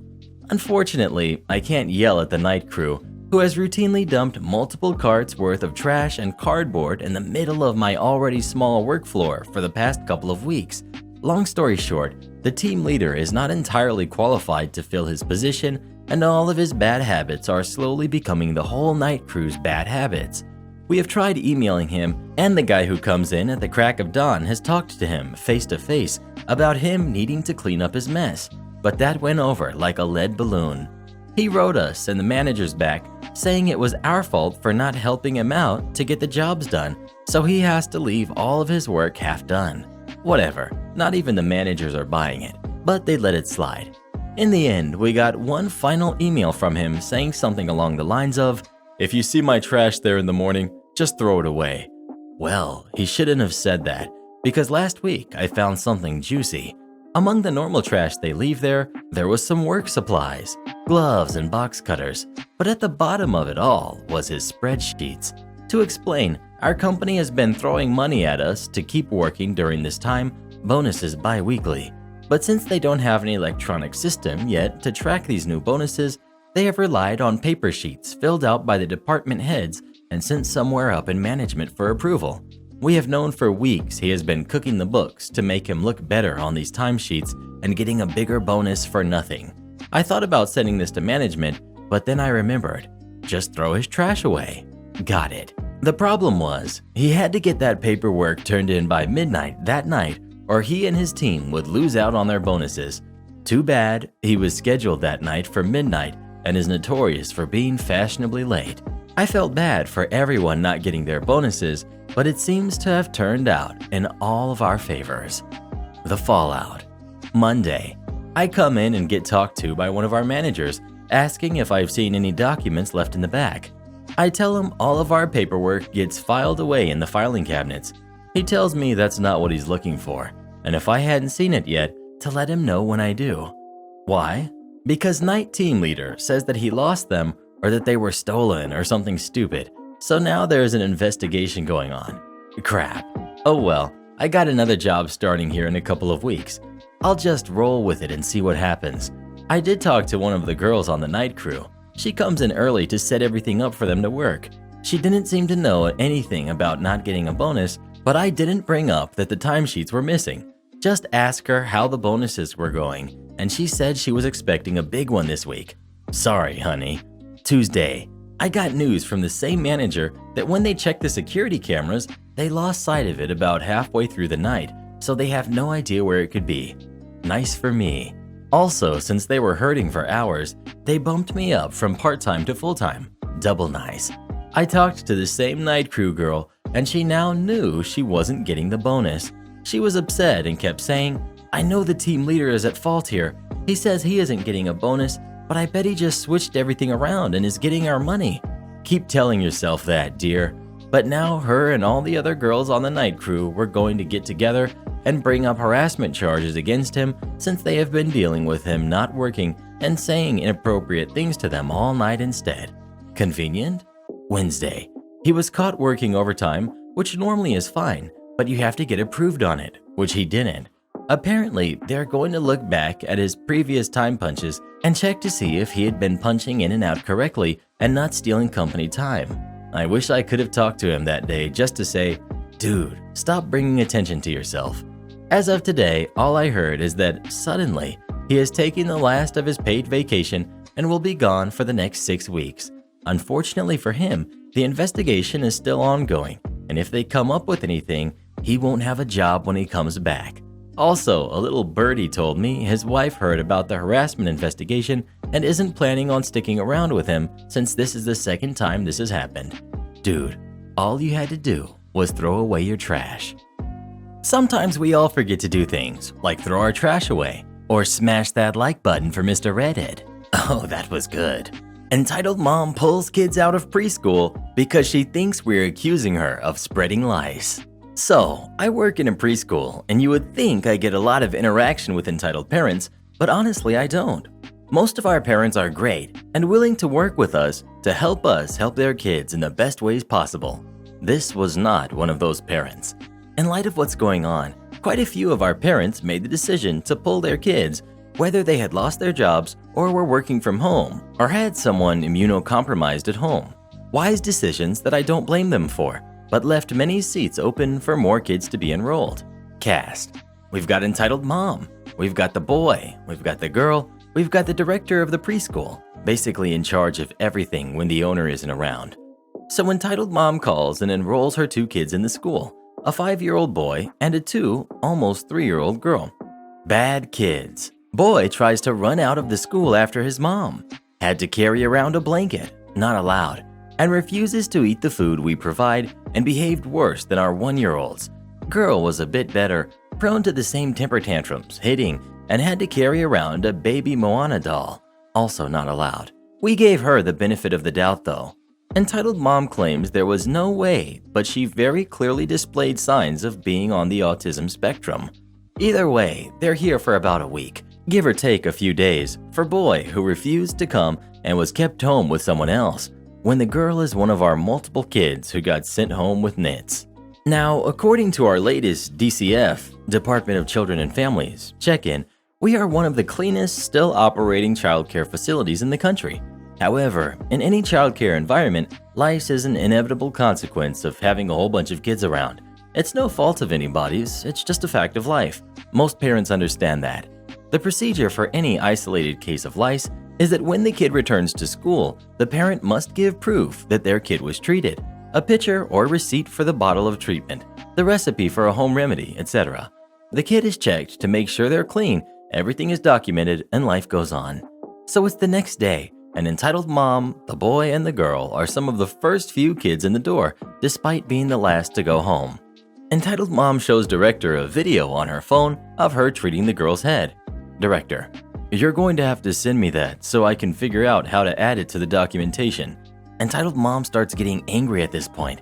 I come back from making my breakfast smoothie in the kitchen and sign the kids in and escort them to their seats, taking their blankets and putting them in their cubbies and keeping the boy from trying to get up and run out of the door while director explains the next steps to entitled mom. Director: so we had kids from 7 different families sent home with lice yesterday. Any more than 2 and I have to call the health department. Entitled mom getting tense. What? I don't understand. You need to explain. At this point, director clears her throat and takes a drink of water. This sets entitled mom off further for some reason. Director: we had kids from 7 different families sent home with nits yesterday. That is considered an epidemic. For the next 18 days, we have to do daily head checks and monitor the number of kids with lice. If the number goes down, we're all good. But if the number goes up, the health department will get involved and go to the houses of the kids with lice to rule them out as the source of the bugs before the blame is shifted to us as a facility. Entitled mom storms over and yanks girl out of her chair by the arm. Oh no, my kids are not going to stay here. You're not going to get an attitude with me and accuse my kids of causing all this. Director: ma'am, what are you talking about? That's not at all what I meant. You know what I'm talking about. You've been extremely rude to me, and you're accusing me of bringing lice here, and I'm leaving. Let's go, son. Director: wait! Entitled mom: have a nice day. Slams the door behind her. This was 2 days ago. As far as I know, none of the staff have heard from her since. It's a shame. Girl is adorable despite her tantrums, and I'll kind of miss her. I sincerely hope entitled mom wakes up and realizes she's very likely on the spectrum and is able to adapt to her needs. Have you or anyone you know ever had lice? And how would you have responded if you were in this position? Would you feel accused like Karen felt? That director needs to be fired. I want to speak to her manager. I'm told to clean the table when I'm not on, and I end up teaching a guy some manners. So a long time ago, I worked at Denny's, most underappreciated, overworking, underpaying job ever. Glad I left when I did, as a services assistant. This basically means I'm the janitor and the dishwasher. The work itself was okay, and I was friends with the majority of my coworkers, but the hours were terrible. Pitch black morning hours and being on call, and I eventually had fewer than 20 a week, so I left when I found a new job. As is part of my expected job duties, I am supposed to clear tables with a tote and spray it off with disinfectant, cleaning it as needed as well. This is actually very much the waiting staff's job, as they are supposed to do it, but that part of the job got shuffled down to us because, I don't know, work more and let the waiting staff get the tips for our work? Anyways, there was this Hispanic guy with glasses who would come in just about every day with a man in a wheelchair in tow. Not sure if they were friends or he was the caretaker or what, but the wheelchair guy had a favorite table that he wanted just about always, and anytime the table wasn't clear or looked shiny, the guy would walk up to an employee, often going behind the breakfast bar, or even one time behind the doors to the kitchen, which is not allowed and a severe danger if you're not wearing non-slip shoes, and demand that we clean the favorite table at once, even if we were trying to send him to another table. Nuh-uh, this table. Every time. Shiny and perfect, and no tip to anyone. Anyways, I did what I could to keep up on all tables, making sure they were clean and sprayed off before more people would be set there. But often enough, the charming man and his friend in the wheelchair would enter when I was on break or lunch hour, and I would usually spend my lunch/break with my apron, name tag, and cap off, sitting at a chair at this small breakfast bar in the corner, whether I was eating, playing on my phone, or just enjoying the sensation of being off my feet for a bit.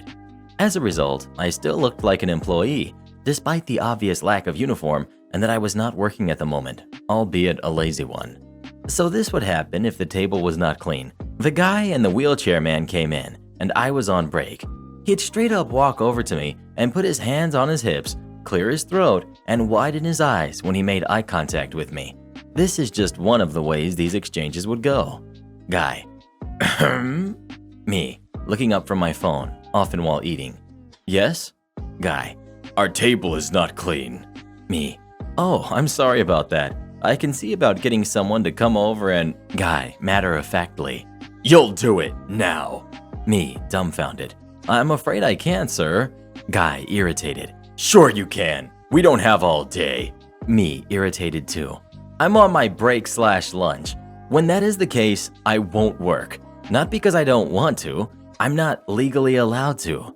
Guy, sputtering. Oh, please. You're not on break. You just don't want to work. Me. I actually am on my break, sir. Labor laws dictate that I can get in trouble if I work on my break. I've offered to take time out of my break to flag someone down for you. Just clean the table for us. We need to eat. Me, pointing to another corner of the restaurant. There's a waiter over there. He'll help you. As I said, I can't work right now. Guy, getting angry. Why can't you just clean the table for us? It takes like 1 minute. This is something I've actually told him at one point. Me, not caring anymore about his feelings. Even if I could clean the table for you on my break, that would mean less time for my break, and I don't really appreciate being told I am lazy and how to do my job. And the matter of time it has taken for you to hound me about cleaning this table for you, you could have flagged someone else down, and you'd likely have gotten drinks by now. I've pointed out a waiter for you. If you are insistent on getting that specific table, you'll have to reach out to him and ask him. Guy, smirking as he pulls out what he thinks is his trump card. I'll be sure to let your manager know about this. Me, being honest. I invite you to. He then scoffs, realizing his threat didn't bully me into being his butler. Oh, I'm so sorry, Your Highness. I see him wander off to seek someone else. He had told a manager, but I was off the hook since he rarely ever waited to be seated when people were supposed to, and I was one of the higher service assistants at the time. That's not even the worst he's done. That's just one example. At one point, I was off my shift and waiting for someone to pick me up for a movie after I got off. It was somewhat busy, so more than half the restaurant was full with customers. I sat in the breakfast bar, uniform completely off and a set of street clothes in its place. I was munching on a quick appetizer I bought with my discount since I hadn't eaten for a while messing around on my phone. And who should walk in but my #1 fan and his friend in a wheelchair. His favorite table was taken at the time though, so he uncomfortably waited at the entrance for the table to vacate. As he was waiting, he and I caught eye contact. Remember, at this time I'm wearing attire that is not the uniform and there is no reason to think I am. As far as my managers and labor law was concerned, I was a customer like any other right now. The moment the table was vacant, he would, of course, take his buddy in the wheelchair and dart for the table. But, of course, the dirty plates and stuff were still on the table, since a waiter hadn't gotten to the table yet. And the second he realized it, guess who he approached to ask to clean it for him? I was already mentally preparing myself to be insulted and then tattled on to a manager. I decided to ignore him. I was in no mood for his disrespect. Guy. Hey. Me, ignoring him. Guy. Hey, you. Me, still ignoring him. Excuse me. Actually tapped my shoulder hard with his finger. Me, reluctantly facing him with my teeth gritting from him actually getting physical. What? Guy. Our table needs to be cleaned. Me, deciding to take a more arrogant approach this time since I wasn't actually on the clock. I'm sure there are some waiters that would be happy to clean it off for you as soon as they get a chance. See if you can flag one down. Guy. Clean our table for us. Me. I'm not on right now. I don't care if you're on your break or whatever. Clean it now. At this point, people were noticing and watching. Me, slowly turning around and facing him. I am not on right now. Just clean our table. I've got no time for this. Me. I will not clean your table. since I am just a customer right now, same as you, and go ahead and report me to the manager. They will tell you to leave me alone since I am not an employee at the moment. But we need to eat. We're in a rush, and no one else will do it for us. You have to. Me. That's really unfortunate. However, if you're in a rush and need to eat, there's a few convenience stores and fast food places down the street where you can get food quickly. And again, I am not working right now. I'm a customer. At this point, my ride arrived and I saw his car through the window. I took a last bite of the food and stood up to leave, but Guy tried to block my path. Guy starting to get desperate. Look, just clean our table. Please, I know you can. Me. Oh, that's too bad. My ride actually just got here, hence why I am leaving. And for the last time, I'm not an employee right now. I stepped around him, having had enough. Should be it, right? Wrong. Guy. Hey!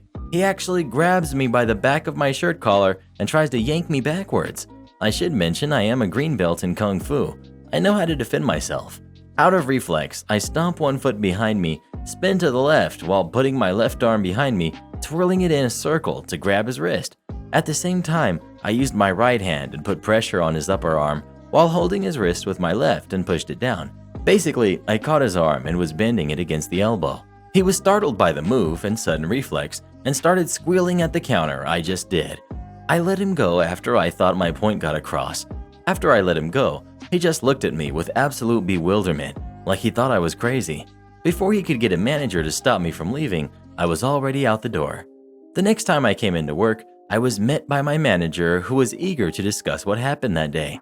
I explained that I was just acting in self-defense and I only put his arm in that lock because he would not leave me alone, and he was demanding that I work even when I was off.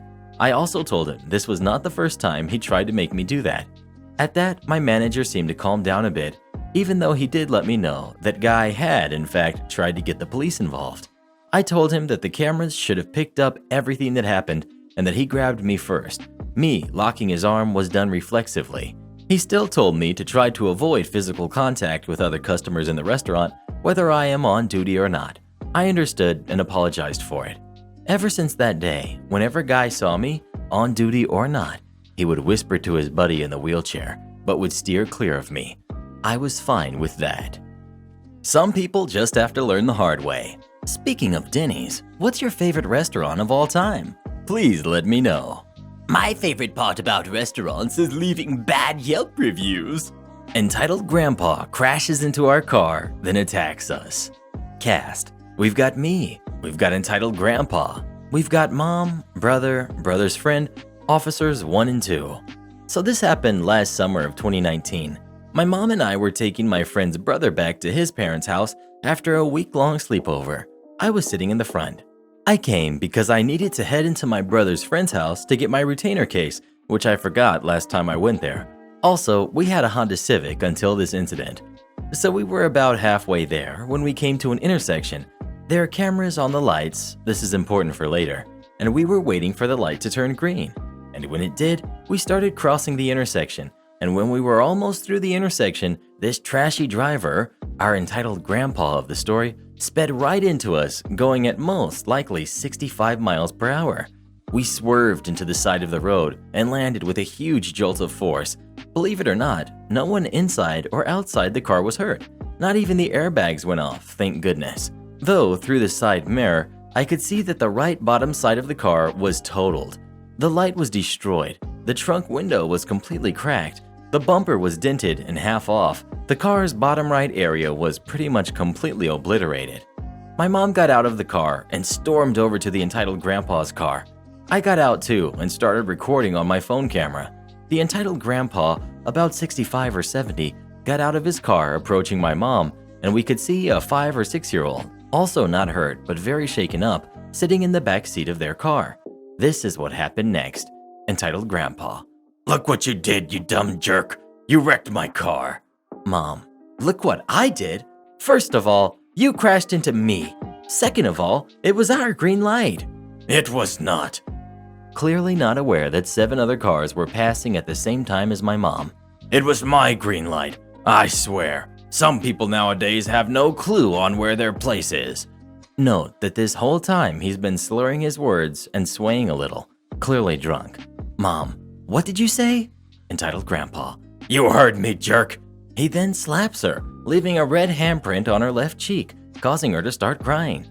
Now, I'm a pretty mellow guy, but when somebody messes around with something or someone that means a lot to me, especially when they get physical, I completely lose it. Not caring how old this guy was, I ran up to him, still holding the phone and recording, shove him using one hand, causing him to fall on his bum. Me.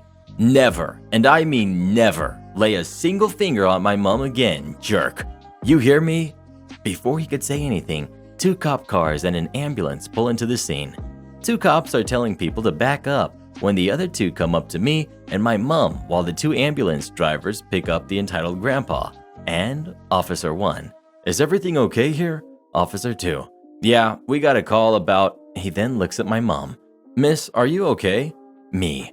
That jerk, I point to entitled Grandpa, crashed into us and slapped her. He's just lucky you got here in time.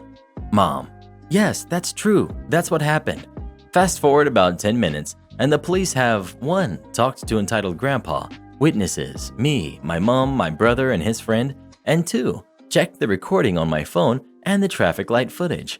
So the 2 officers come up to us and say, Officer 1, would you like to press charges? Me and Mom. Yes. Officer 2, entitled Grandpa, you're under arrest for assault, reckless driving, DUI, disorderly conduct, and destruction of property. He then slaps cuffs on entitled Grandpa and reads him his rights and brings him to the squad car. Officer 2, do you have insurance that you can present? Entitled Grandpa sheepishly. No. Officer 2, all right, then that adds to the charges, driving without insurance.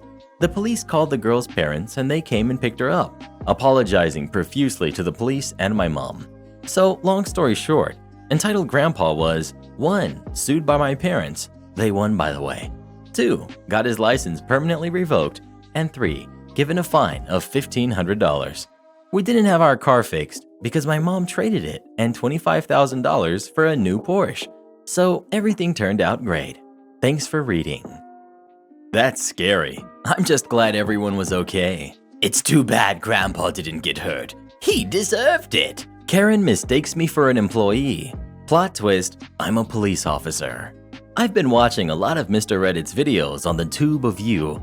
He's now one of my favorite Reddit tubers, so I figured I'd share this story that happened a few months ago. I'm 26 years old, and I'm a police officer who normally works night shift, 1800 to 0600.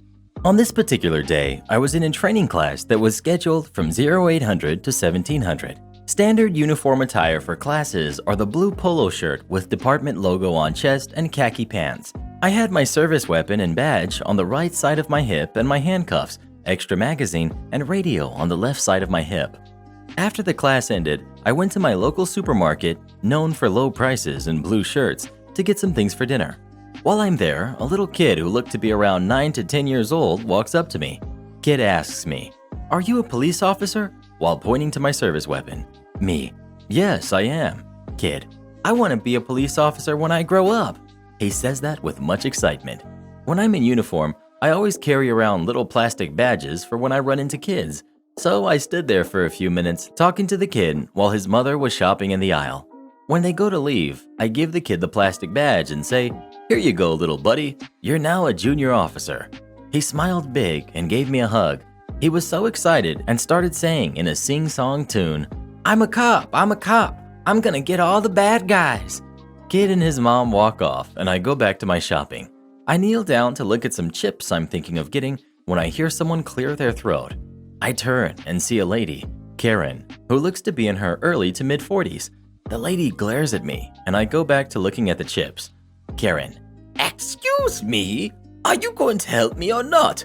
I need to know where the... I cut her off and said, "Ma'am, I don't work here. You'll have to find an employee." Don't lie to me. You're dressed like an employee. You obviously work here. Now, keep in mind, I'm not wearing the yellow vest most employees wear. I'm just wearing a blue polo shirt and khakis. I stand up and turn to her, showing my department logo on my shirt and pointing to my badge. Me, "Ma'am, I don't work here. I'm an off-duty officer." I don't understand what went through her mind when she said, Stop lying. And why do you have a gun? You're not supposed to have a gun while working. Where's your manager? I sighed. I've dealt with many Karens on duty, and I knew where this was going. Me. Ma'am, I don't work here. My supervisor is Sergeant Dan, not his real name, with the department. I do not work for the store. At this point, Karen looks mad and is staring at me like I'm lying to her. Karen then yells, You lying little jerk! I swear, all people your age are just lazy and never want to help anyone. I want your manager, now! I, again, inform her that I don't work for the business. I even pull out my credentials, which is a photo identification card of me in uniform with the department name and logo and has officer under my photo. It should also be noted that I keep my driver's license and debit card and my credentials since I have to have them on me at all times when I'm in public. Just makes it easier to keep everything together. Karen snatches my credentials out of my hand and stuffs them into her purse and says, These are fake. I'm taking these and showing them to your manager and the real police. Me. Ma'am, you've just committed simple robbery, which in my state is the taking of anything of value which is in the immediate control of another, with force, but not armed with a dangerous weapon. This crime is a felony and punishable by up to 7 years in prison. Return my credentials now, or I will be forced to place you under arrest. You can't arrest me because you're not a cop. I remove my radio from my hip and inform the dispatcher that I need units to my location for a Signal 65, simple robbery. Dispatcher acknowledges, and I hear 3 units state they were en route. I place my radio back on my hip and tell Karen that she is now being placed under arrest. As I go to grab her left wrist, she slaps me with her right hand, saying, Don't touch me! Help! I'm being attacked! I yell at her. You have now committed battery on a police officer. Stop resisting, or you will go to the ground. I notice people are now forming, wondering what was going on. I hear on the radio that the units are on scene and asking for my location. I press the radio button and give them my aisle. A few moments later, 3 fully uniformed officers show up. Officer 1 asks me what happened. I give him the rundown while Karen is spewing all sorts of lies of how I threatened her and how I had attacked her to Officer 2. Officers 1 and 2 stay with us while Officer 3 goes to the security office to play back the cameras. While waiting on Officer 3, I'm chit-chatting with the other 2 officers. I went through the police academy with one of them. We hear Officer 3 saying over the radio to the other 2 officers to 1015 Karen, which means place her in handcuffs and arrest her. The 2 officers do so, and they're placing her in handcuffs and reading her Miranda rights. She starts struggling and saying that she's innocent and that they should be arresting me for pretending to be a cop and attacking her, and yada yada yada. Officer 1, Lady, we have you on video. You've been lying to us this whole time. You're under arrest for simple robbery, battery on a police officer, disturbing the peace, and now resisting arrest. Officer 2, you have the right to remain silent. I highly suggest you use it. Officer 3 walks up to us with a copy of the camera footage, and all 3 walk Karen to the back seat of Officer 1's car. I spend the next few minutes explaining to the sergeant on duty who showed up about what happened, filling out a statement of the incident, and having photographs taken. The photographs are standard procedure whenever we arrest someone for battery on an officer. Once everything was said and done, my credentials are returned to me, Karen is taken to jail, and I go home. I'm never stopping at that business again when I'm wearing my training class uniform. And for those who might want to know about her charges and how much time she can face in jail or prison, I'll put the list below. I'll add if it's misdemeanor or felony too. This lady is looking at 8 years and 90 days in prison, but that is max sentencing. She'll probably get a super low sentence. DA's office will probably drop the simple robbery charge. I'll update this in a few months when I hear from the DA's office. The misdemeanor battery on a police officer is due to there being no injury on me. If there was an injury on me, she would have been charged with a felony, which has a sentence of 1 year to 5 years. Update. I heard from the DA's office yesterday. Didn't have time to update due to work, but here we go. The ADA asked if I would drop the simple robbery charge to a misdemeanor theft, which is up to 6 months in jail. Figuring this lady has no previous record, I agreed to it. They also dropped the disturbing the peace charge and the misdemeanor battery of a police officer charge due to no injuries. Can't really object, but hey, it is what it is. So now she's facing up to a year in jail. ADA says that if she pleads guilty to the charges, she will get a plea deal where she'll have to spend a month in jail and the remainder on inactive probation, which just means she doesn't have to do a weekly/monthly check-in with a parole officer. If she doesn't plead guilty and it goes to trial, she'll have to serve the whole sentence. My money is on her taking the plea deal. Appreciate the love and support, y'all. Thanks a bunches. Looks like Karen really picked the wrong person to mess with this time. She did nothing wrong.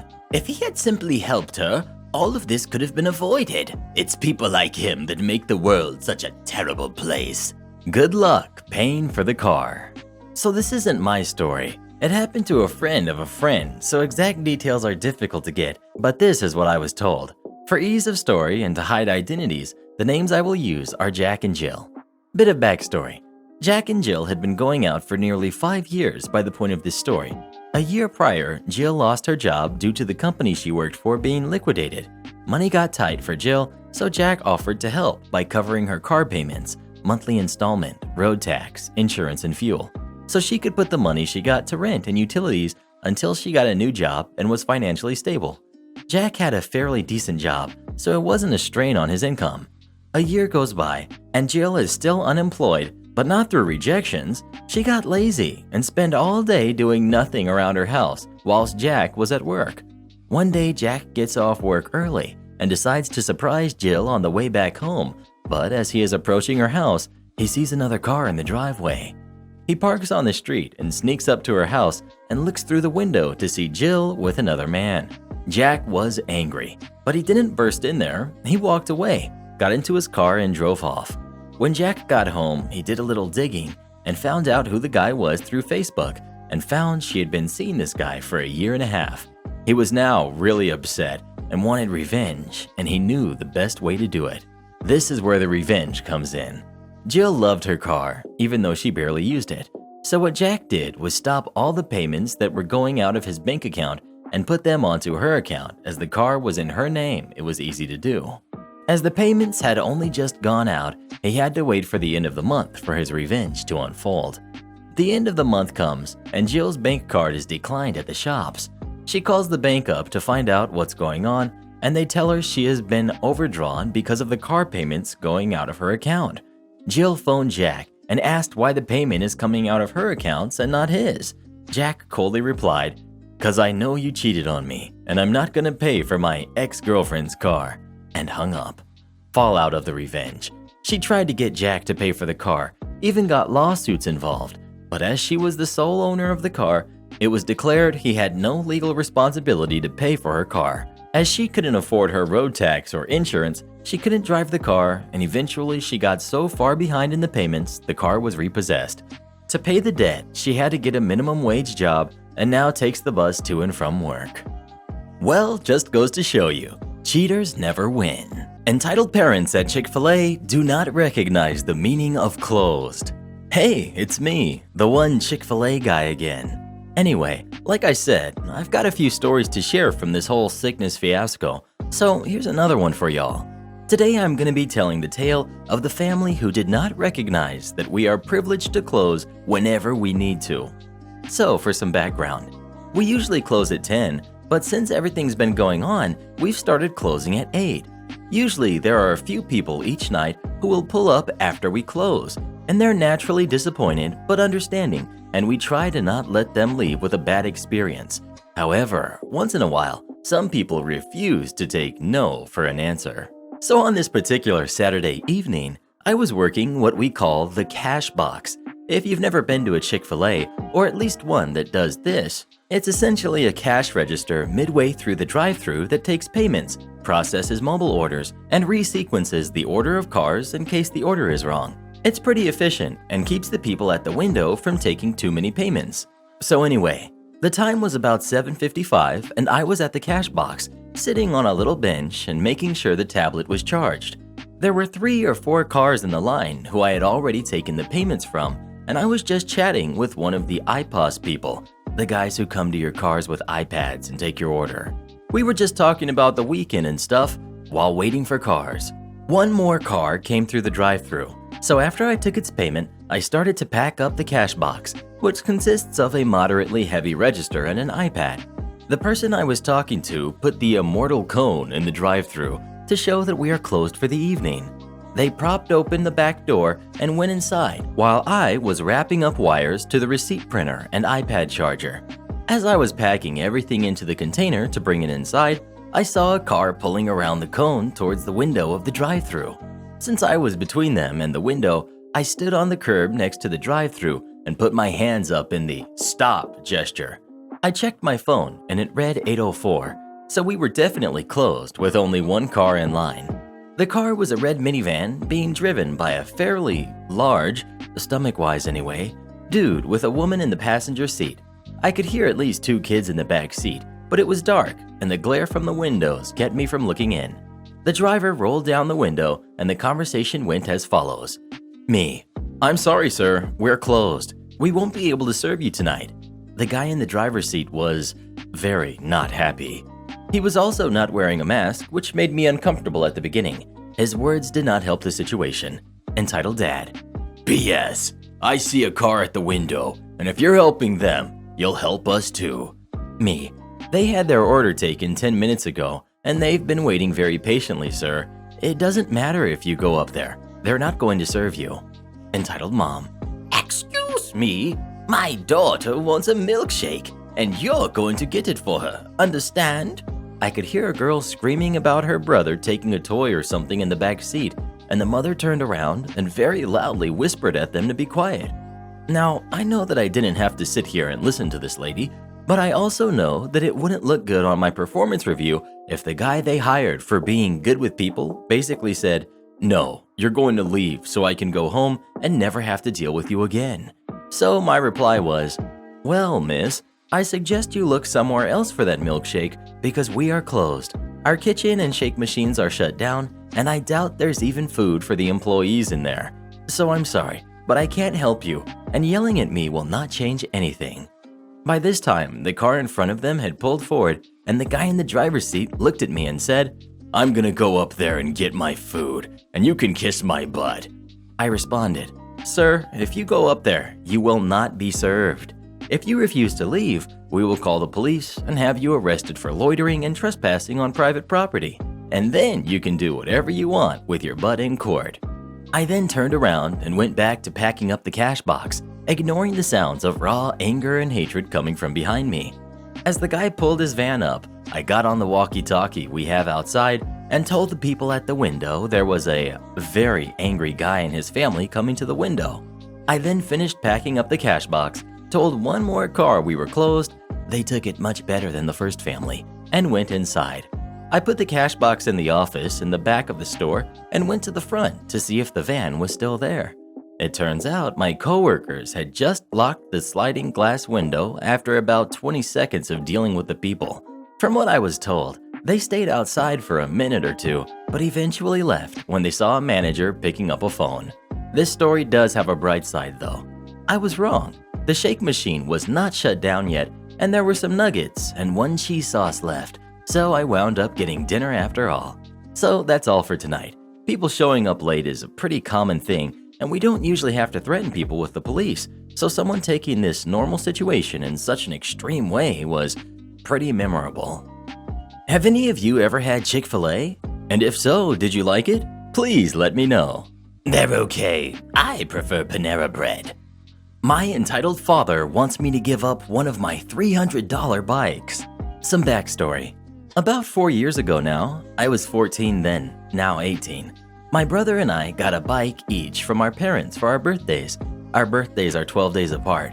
These bikes were $60 from Walmart, and so weren't made with the best parts. I decided that I would make my bike something of a project for me to learn about fixing up bikes. I poured a lot of my own money into this bike, changing the chain, the wheels, the seat, the handlebars. I had to replace the tubes no less than 2 times for each wheel, and I learned to do it all with a little bit of help from our local bike shop when I got stuck on something. A little over 2 years ago, my brother, who never rode his own bike, decided that I could just have his as a backup if I needed. So just like with my own, I poured so much time and money into getting that bike to be just as good into my main one. All in all, I probably spent $300 on my main bike and maybe $200 to $250 on my backup. I am extremely proud of what I was able to accomplish with them. My father has always wanted the very best of everything, even if we couldn't afford it. He couldn't just have a TV. He needed a $600 TV with Wi-Fi connection. He didn't just need a computer monitor. He needed a $250 curved monitor. This all despite the fact we are often hanging at the edge of eviction from our house. Now, before you call me a hypocrite for spending my money on the bikes, I will point out that I have my own job and used solely money I had to spare on those bikes. My father hasn't had a job since 2011. My father refuses to go to the doctors to treat his diabetes and blood pressure issues because he believes that all the doctors want to do is make him think he is more sick than he is while draining all of his money. We actually had to fight him for 2 years to go to the doctors just so he could get disability so he could afford groceries and pay the bills instead of just one or the other. Anyways, recently my father has gotten the idea into his head that all he needs to feel better is to start exercising again. While this isn't the worst idea in the world, he is far beyond the point where only exercise can fix his problems. The guy can't even walk in a straight line or stand for more than 20 minutes without getting lightheaded. He has been told on one of the times we had to rush him to the ER that he has gotten so bad he needs medicine to fix the damage he has done to his body. He is also dealing with kidney failure and needs weekly dialysis, which he doesn't consider in the same league as those evil doctor visits. He's in no shape to be riding a bike, but that didn't stop him from coming to me while I was looking over the back tire of my bike. I crashed like an idiot and the tire warped. The following conversation happened. My father: "Hey OP, how close are you to fixing that bike?" Me: "I don't really know. I think the back tire may be warped. If so, I might need a new one." "Well, you have 2 bikes, and so I was thinking that when you get that one fixed, maybe I could have it to ride around this summer. It would really help me feel better." Now, I have actually lent my bikes out to friends before, as we live in a small town, and honestly, you don't need a car to get from place to place, so most of us just go around on bikes in the summer to save gas. But this man was so sick, he was leaning on the door frame just to talk to me. I was not about to have him riding one of my bikes and crashing it and getting himself and my bike hurt. I also knew when he crashed it, I would have to fix it right away. So no thank you. Me: I'm not sure that I'm comfortable with that. Maybe we could just get you a new $60 one from Walmart." Dad: "But I don't want one from there. Those bikes are crap and will break so fast." Me: "Well, I don't feel comfortable with you on one of my bikes. You are sick, and I think you would crash it, and I know you won't be able to fix it." Dad: "They're not even your bikes anyway. We bought them for you and your brother, and he didn't want his. Surely you don't need both." Me: "Actually, I do. This one needs work, and I still need a way of getting around. Plus, you said those bikes belong to me and my brother, and he didn't want his, so they are mine, unless you want to give me the money I put into them back." Dad: "We bought them. They are ours." Me: "No, I spent my money on them, and the only thing that is still original on that bike is the frame. I will pay you the $60 if you want, and you can use it to buy your own bike." At this point, my father is red in the face and starts yelling about how I am so ungrateful and how he never gets to exercise and how it's no big deal. I refuse to budge. Eventually, our mom comes home and hears all of this. I kid you not, he goes to my mother like a toddler who has had his toy car stolen and says that I'm refusing to let him use my bike and that it's such BS. My mom, as if she could read my mind, says, "Why don't we just get you a cheap $60 bike to ride? You only need it to ride around the neighborhood." This made him go ballistic, throwing a fit about how we all had decent bikes except him, which isn't wrong, as my mother bought a souped-up bike she bought from the bike store when it was on sale for a charity event a few years ago. We pointed out that we both like to go trail riding and ride around town while he only wants to ride around the neighborhood. He said that it shouldn't matter, that he had a right to have a decent bike. Eventually, my mother relented and offered to let him use her old bike.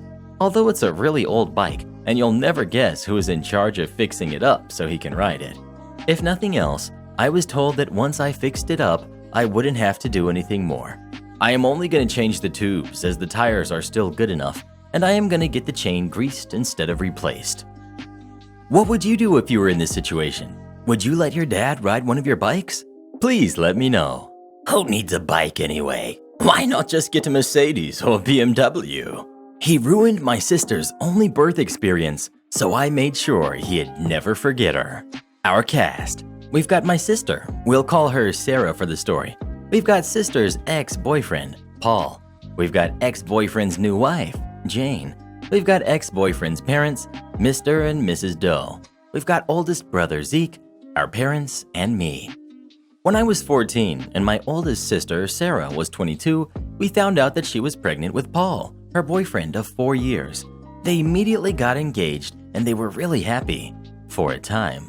Sarah had a horrible pregnancy. About 16 to 18 weeks in, the wonder of creating human life evaporated within her. She developed hyperemesis, which, if you don't know, is a really bad morning sickness. She was constantly in pain. She developed gestational diabetes and just all around hated the experience. Around this time, Paul, the then fiance, started getting sick of the complaining. I believe the argument was, "Your body is built to do this. It can't be that bad." Sarah was due around Valentine's Day, and Paul's parents, Mr. and Mrs. Doe, were very excited, both about the grandkid and the fact that he would be born on a holiday. She was very against that and really hoped that her son wouldn't be born on a holiday, even one as small as Valentine's Day. Her birthday sometimes falls on Easter and she hates it because it might make him feel that his day isn't very much about him. Well, Mrs. Doe says something like, "Well, if you name him Valentine or Valentino, then that'll make the day even more special to him." Again, sister hated the idea. She thought it was tacky, he'd be bullied for it, and just really didn't like the name Valentino. Paul loved it, but agreed to go with a more average name like Daniel or Jared. Fast forward to February, and she was ready to get this over with. Sarah had officially been put on bed rest because while standing or walking, her blood pressure took unexpected spikes and dips. I look back now, and goodness, do I feel bad for her. She was doing her best to avoid giving birth on Valentine's Day because, again, she didn't want him to be born on a holiday. Unfortunately, births happen when they happen, and that baby was going to come on Valentine's Day whether she wanted him to or not. I remember waiting out in the waiting room with my dad, brothers, and Paul, who couldn't stand to be in the delivery room because it was gross. I was so mad that he could have gone in, but wouldn't because he thought my sister was gross while giving birth, whereas I had to stay outside because I was too young to go in with my mom and other sister. Dad went home with the youngest twin brothers, while the oldest, Zeke, stayed to watch me because I refused to leave. 16 hours after Sarah went into labor, my little nephew was officially part of the family on the evening of Valentine's Day. Unfortunately, Sarah was not okay. She had to go to an emergency C-section, and while doing the operation, discovered that the back of her uterus, facing her spinal cord, had a very large and very severe, thankfully non-cancerous, tumor. When I say large, I mean it was twice the size of a standard uterus. The doctors were shocked and didn't understand why nobody had noticed it on an ultrasound. It accounted for her severe back pain and blood pressure issues. The doctors immediately went in for more surgery to remove the tumor, but sadly ended up having to perform a full hysterectomy. This meant that my nephew would be Sarah's only child. Now, while Sarah was in for surgery, Paul was taking care of everything baby-related to make sure his son was okay. In my 14-year-old self's memory, I remember him being suitably distraught, but I didn't really pay him much mind and spent my time in the waiting room with my mother and other sister. Zeke, however, wanted to be a good future brother-in-law and make sure that Paul was okay. He found Paul filling out the baby paperwork on his own, looking, in my brother's words, like he had not a single worry in his mind. Zeke asked why Paul didn't wait for Sarah to fill out the paperwork, as she should have been out of surgery within the hour, and Paul said that he just wanted her to get her rest and heal. That checked out with Zeke, as he was 16 and didn't know any better at the time. Now, I know what you're probably thinking. No, he wouldn't. He knows how much she hates that name. And still, she'd need to sign the paperwork too.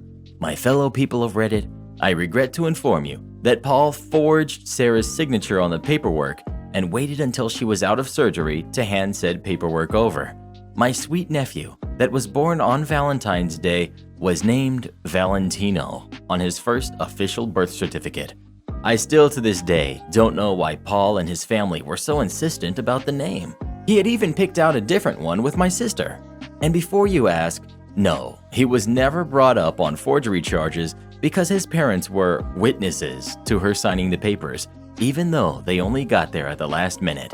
So Sarah dumped him and got her son's name changed a month later. She was willing to do split custody with him because that's her son's father and she wants the kids to know him.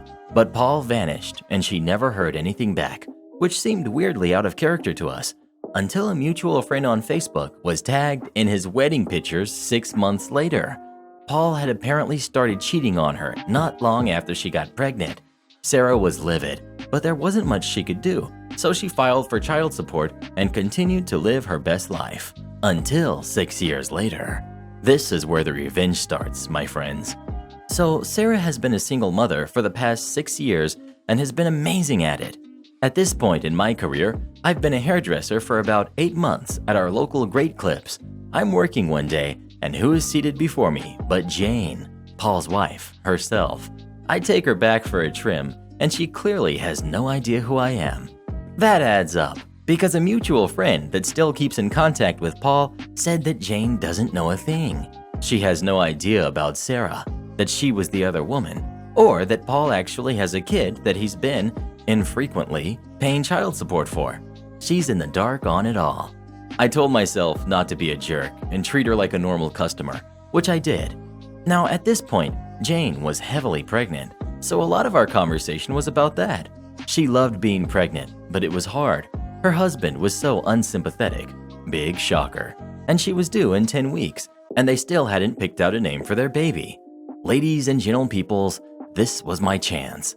I asked what kind of name she was looking for, and she said, I want something unique and unusual, but not ridiculous, like Brent Leahy. You know the ones I'm talking about. And Paul had suggested so many already, and she didn't like any of them.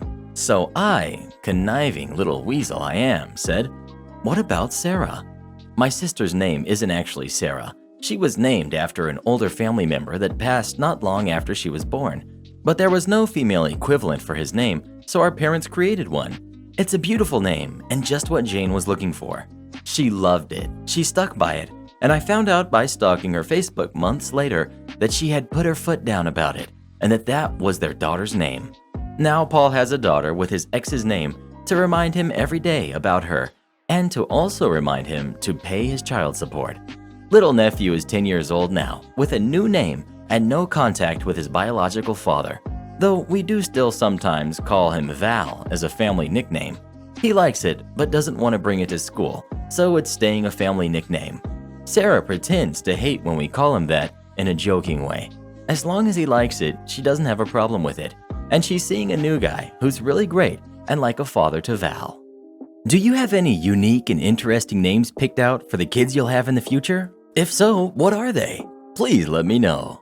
If you're expecting a girl, I highly suggest Karen. Karen joins our club. Some years ago, I was finally out of debt and ready to start investing for my future, but I didn't have a clue how. That's when I heard about a national organization that promoted investment clubs, offering support and tools to help people like me learn about investing by doing it. I liked the idea. Get smarter, play low stakes, and maybe have a beer or two while you do it. So I told a few friends, they talked to their friends, and pretty soon we had a budding investment club. Since we were all friends of friends, organizing went smoothly. We elected officers and adopted a simple charter based on the national group's templates. Minimum monthly dues were set at $10, an amount any one of us could afford to throw away. But any member could contribute more than the minimum if they liked. And to build up our investing pot, most of us did. Individual contributions bought shares in the club's holdings, like stock in a corporation. Higher contributions meant more shares, meant more voting power when we made club decisions. As we got rolling, a few more people heard about the club and expressed interest, so we created a little process. Attend 3 meetings as the guest of a member, then if you're still interested, club members decide whether to offer an invitation. We always did. Sign the charter, pay this month's dues, and you're in. Most new members paid extra for at least a little while to catch up to the voting power of the founding members, so everyone stood on more or less equal footing. By year 2, we had settled into a friendly routine, holding monthly meetings that were one part socializing, one part learning, and one part considering what to do with our growing little pot of cash. We picked a few stocks, started buying a few shares at a time, and portfolio performance was added to the monthly treasurer's report. We cheered each modest gain and learned from our small losses. Then came Pat. Pat was an outlier in our friend group. Most of us knew her, but few knew her well. She had a reputation for being a little too loud, a little too blunt, a little too much of a jerk, a little too rude, but she was also known to be smart. In a club focused on learning, more smart couldn't hurt, right? Besides, our well-respected president had brought her in. And right away, Pat proved she was smart. She had reviewed our charter and our past minutes before she came to her first meeting. She asked solid questions about past decisions and our reasoning. She listened respectfully to the education and stock study presentations, probing politely, and made mostly appreciative comments after each meeting. Just a bit of a smarty thrown in once in a while, but we could handle a bit. After her third meeting, we sent her to the next room while we discussed inviting her to join us. There were a few misgivings expressed. We had all heard stories about Pat's capacity for unpleasantness, after all. But President said, I warned her pretty bluntly that she needs to behave when she's here. We're all friends, but this is business. Money is serious. So I told her, keep yourself in check. Leave your attitude outside. Ultimately, everyone agreed. She had indeed behaved. We had no reason to doubt her sincere interest. So we called Pat back in, and President said, Congratulations, Pat. Just pay your dues and sign here. With a flourish, Pat handed Treasurer a $10 bill, and everyone applauded as she signed the charter. Then she said, Thank you all, thank you. But frankly, you really don't have any way to keep me out. The room got quiet. She then turned to Treasurer and said, Now, next month, if I'm interpreting your little reports correctly, all I have to do is give you this much money and I'll have equal voting rights. Is that right? That's about right, yes, came the answer. And if I were to give you that plus, and here she pointed at the bottom line of the club's total holdings, this amount, I'd become the new majority shareholder, right? I suppose. And then I'd be in charge of all the club decisions, declared Pat. That's right. Unless you all can keep ponying up more cash than I can, there's nothing you can do to stop me from running this club like my own private account, with nearly double my money to play with, is there? And now that I've signed your silly charter, you don't even have any way to kick me out. So, see you all next month. She smirked, turned, and left. The door had just barely closed when the room exploded. She was joking, right? Oh, heck no. The nerve. Could she really do that? That can't be real. How big a mistake did we just make? Wow, what a Class A jerk. But as we looked over our template-based charter, we found she was right. There were requirements for tax reporting, officer fiscal responsibilities, bank and brokerage relationships, conflicts of interest, and a host of other issues we had never faced and never expected to face.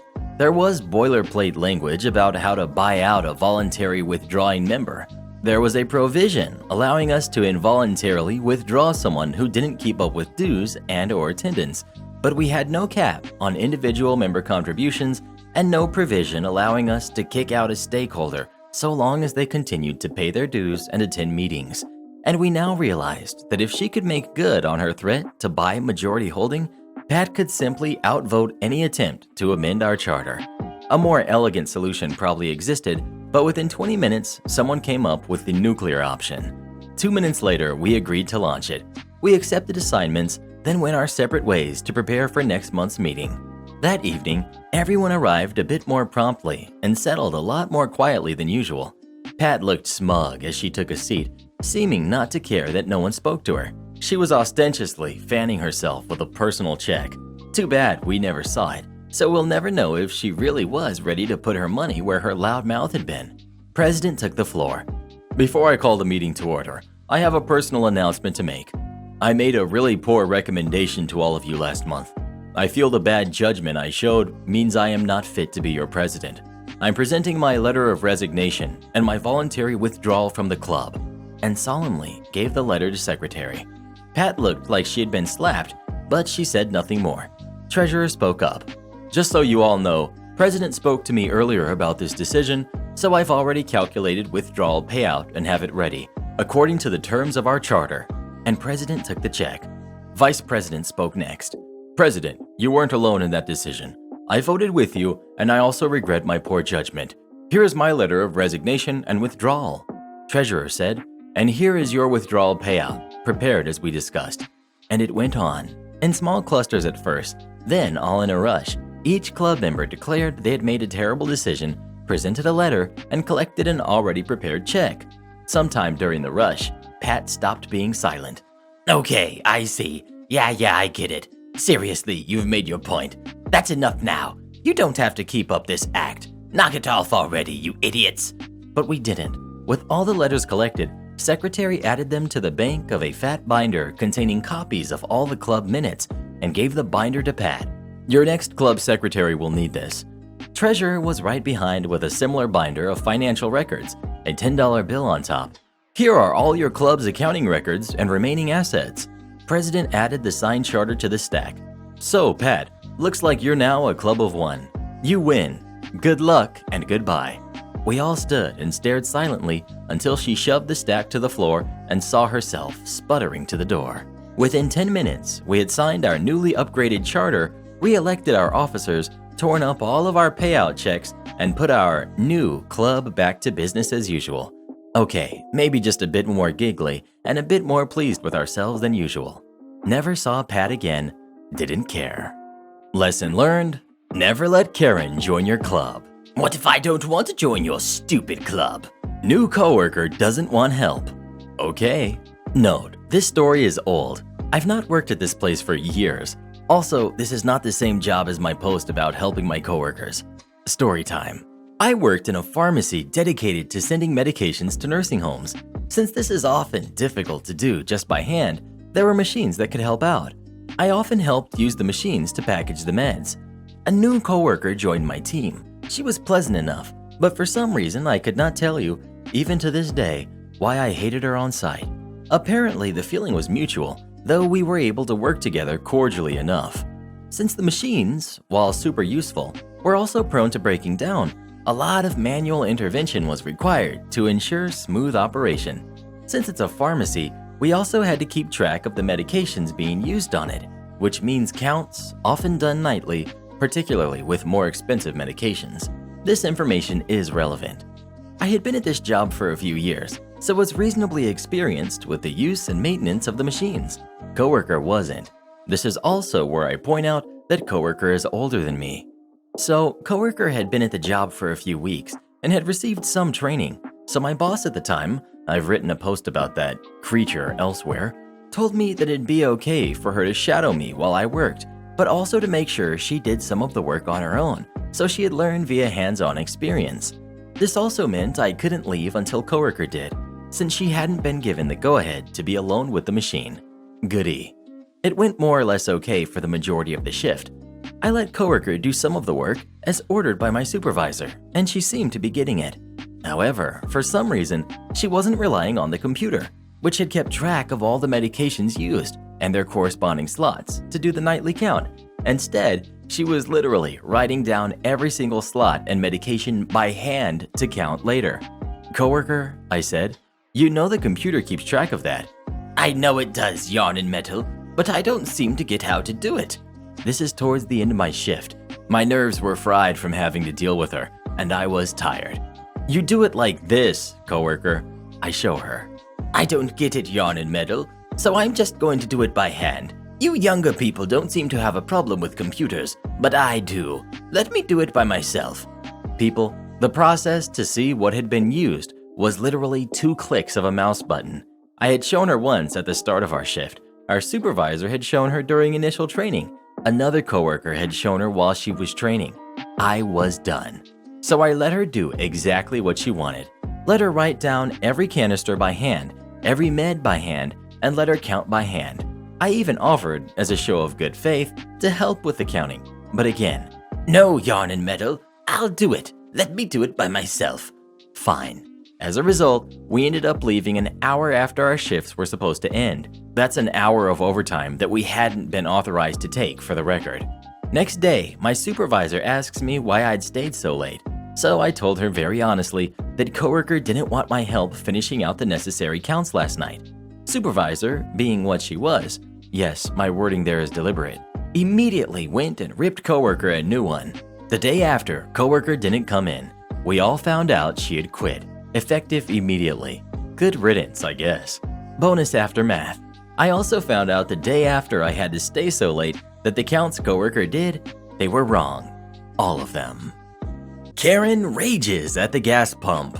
This is my first time posting something like this. On mobile, please be kind. Also, this happened more than 10 years ago, so I will just give the gist of what was said. But I will quote the parts I remember clearly.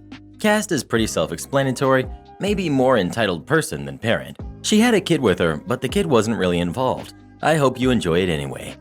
My family and I were on a camping trip. My dad and I went to a nearby town to get some groceries and gas for the minivan. When we got to the pumps, there was only one spot open, but quickly after we got out, most of the spots opened up.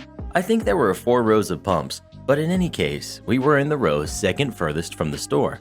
Dad was filling the car with gas, and my job was to clean the windows. We were goofing around and just having fun joking with each other. I noticed a lady, Karen, and her kid in a small car pull up behind us, and thought it was weird, specifically because there were several pumps open around us, but shrugged it off. After a couple of minutes, she backed up really quickly and abruptly pulled into one of the pumps in the last rows, which had been empty the entire time she was there. We were just finishing up. I was putting the squeegee away when I noticed Karen, red-faced and shaking, stomping over to us. She yells at Dad, "Can't you read?" Dad and I just look at each other, confused. She stomps over to the end of the pumps and basically punches the sign as she points to each word. "Small cars only." We look at the sign, which honestly was pretty weathered. Just a basic paper sign with really thin pen written letters. We might have noticed it if we had been parked, but Dad genuinely looked surprised to see it. I for sure hadn't. He apologized, stated he didn't see it, but that the gas was probably still the same and there were lots of pumps open. Something to the effect of, he would keep that in mind for next time. Karen continued to rage at him, and Dad just kept cool as a cucumber and kept throwing some grins my way to keep me calm. He repeated several times in different ways that what's done is done, and we're just about to leave anyways, and he will keep it in mind for next time. Not much more to be done about it now. I think it ended when he asked her what she would like him to do about it, and she didn't have an answer, so she stomped back to her car. Dad gave me a yikes look and laughed as we headed into the store to pay for the gas and grab a few snacks. As he was paying, he also apologized to the teller for not noticing the sign. She said that it wasn't a big deal. It's mostly just there to try to keep the visibility clear to the back pumps. But as our van didn't have tinted windows and she could see through, it really wasn't a problem. Dad told her about Karen and said he would be more mindful next time. They both laughed it off and we headed back to the van.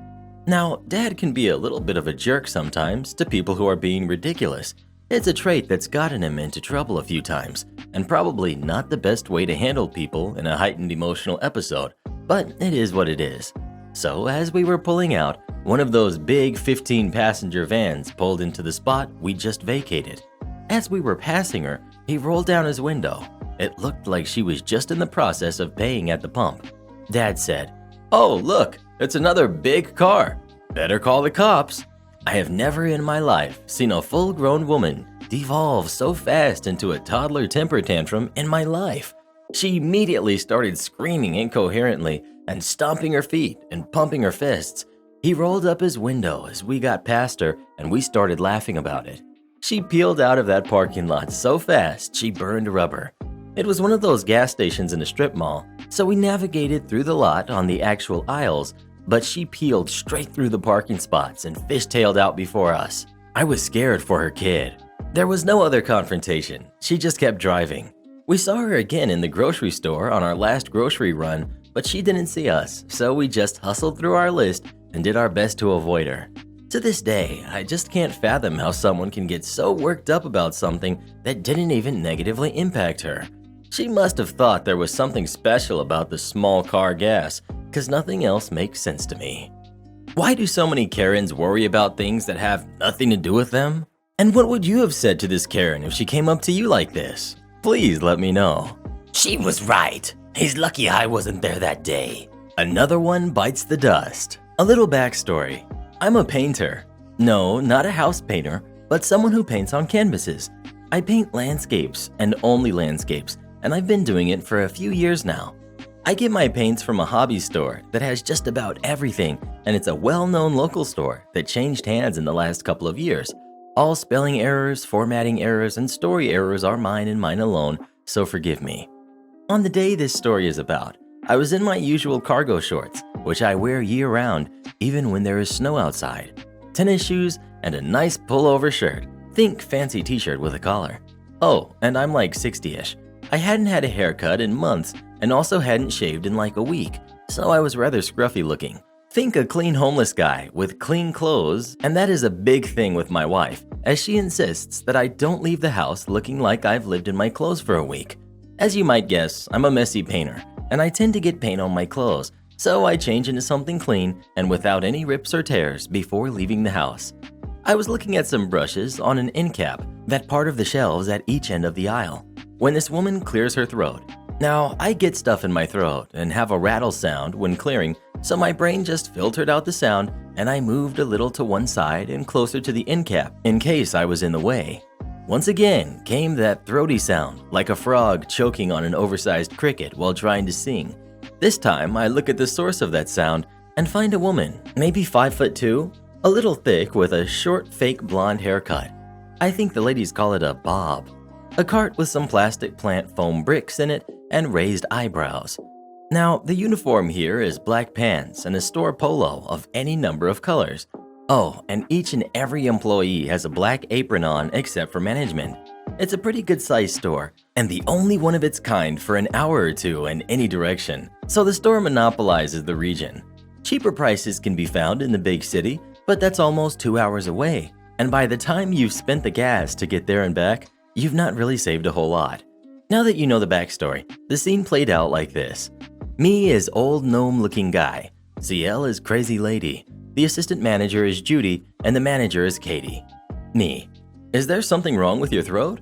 I asked, a little concerned. Crazy lady. No, there is nothing wrong with my throat. What is wrong is you just standing there instead of helping customers. Me. Ah, I said, instantly recognizing the Karen in the wild from the many tales I've heard over the years. You think that I work here? No, duh. I see you in here all the time. I know you work here. Me. I'm in here because I buy things. Yeah, and the other day I saw that you got an employee discount, so I absolutely know you work here. So help me find my stuff. Me, with a faint smile. Stuff? Oh, you need to go to the Stuff Mart. I nearly doubled over with laughter as her brow became a maze of lines as her two working brain cells spun crazily inside her cranium trying to figure out Stuff Mart and whether there actually might be a place called Stuff Mart or if I was pulling her leg. Then she waved her hand through the air as if clearing it of smoke and said, "Never mind, you help me now." I looked down at my cargo shorts and said, "Okay, for the sake of the argument, let's say I do work here. Obviously, I'm not wearing the proper uniform, so this must be my day off and such. That would mean I am not working today. So tell me again, why would I help you if I'm not working today?" "Because you work here," she screeched and stomped her foot. Me. But don't even the peons get days off when they don't have to work? Now, with a really screeching voice, the crazy lady yells, "If you don't help me right this minute, I'm going to get you fired." Then came the mantra of all Karens. "Get me your manager." I could hear the clippity-clop of dress shoes clattering across the tiled floor at warp speed and knew help was soon to arrive. I reached over and picked up a paintbrush and said, "This is a paintbrush, you know. These fine bristles are all natural and can help bring your painting to life." Karen looked at me with wide eyes and a mouth open and prepared for the early arrival of many flying insects should they happen to be landing, and this brought on a 2-foot stomp. What? What are you babbling about? I want you to find my things," she shouted, just as Judy and Katie rounded the corner of an aisle to see what all the shouting was about. Me. "Oh, but where do you suppose they could be?" I feigned innocence. Judy spoke first. "What is going on here?" Before life on this earth could draw a single breath, Crazy Lady let out a string of, "This stupid jerk of a worker won't help me. He's been rude to me, attacked me with that paintbrush, and I want the manager. I want him fired for being too stupid to be working. They should have laws about people being too stupid to have jobs. I want my things found, and I want them for free for dealing with such an incompetent imbecile.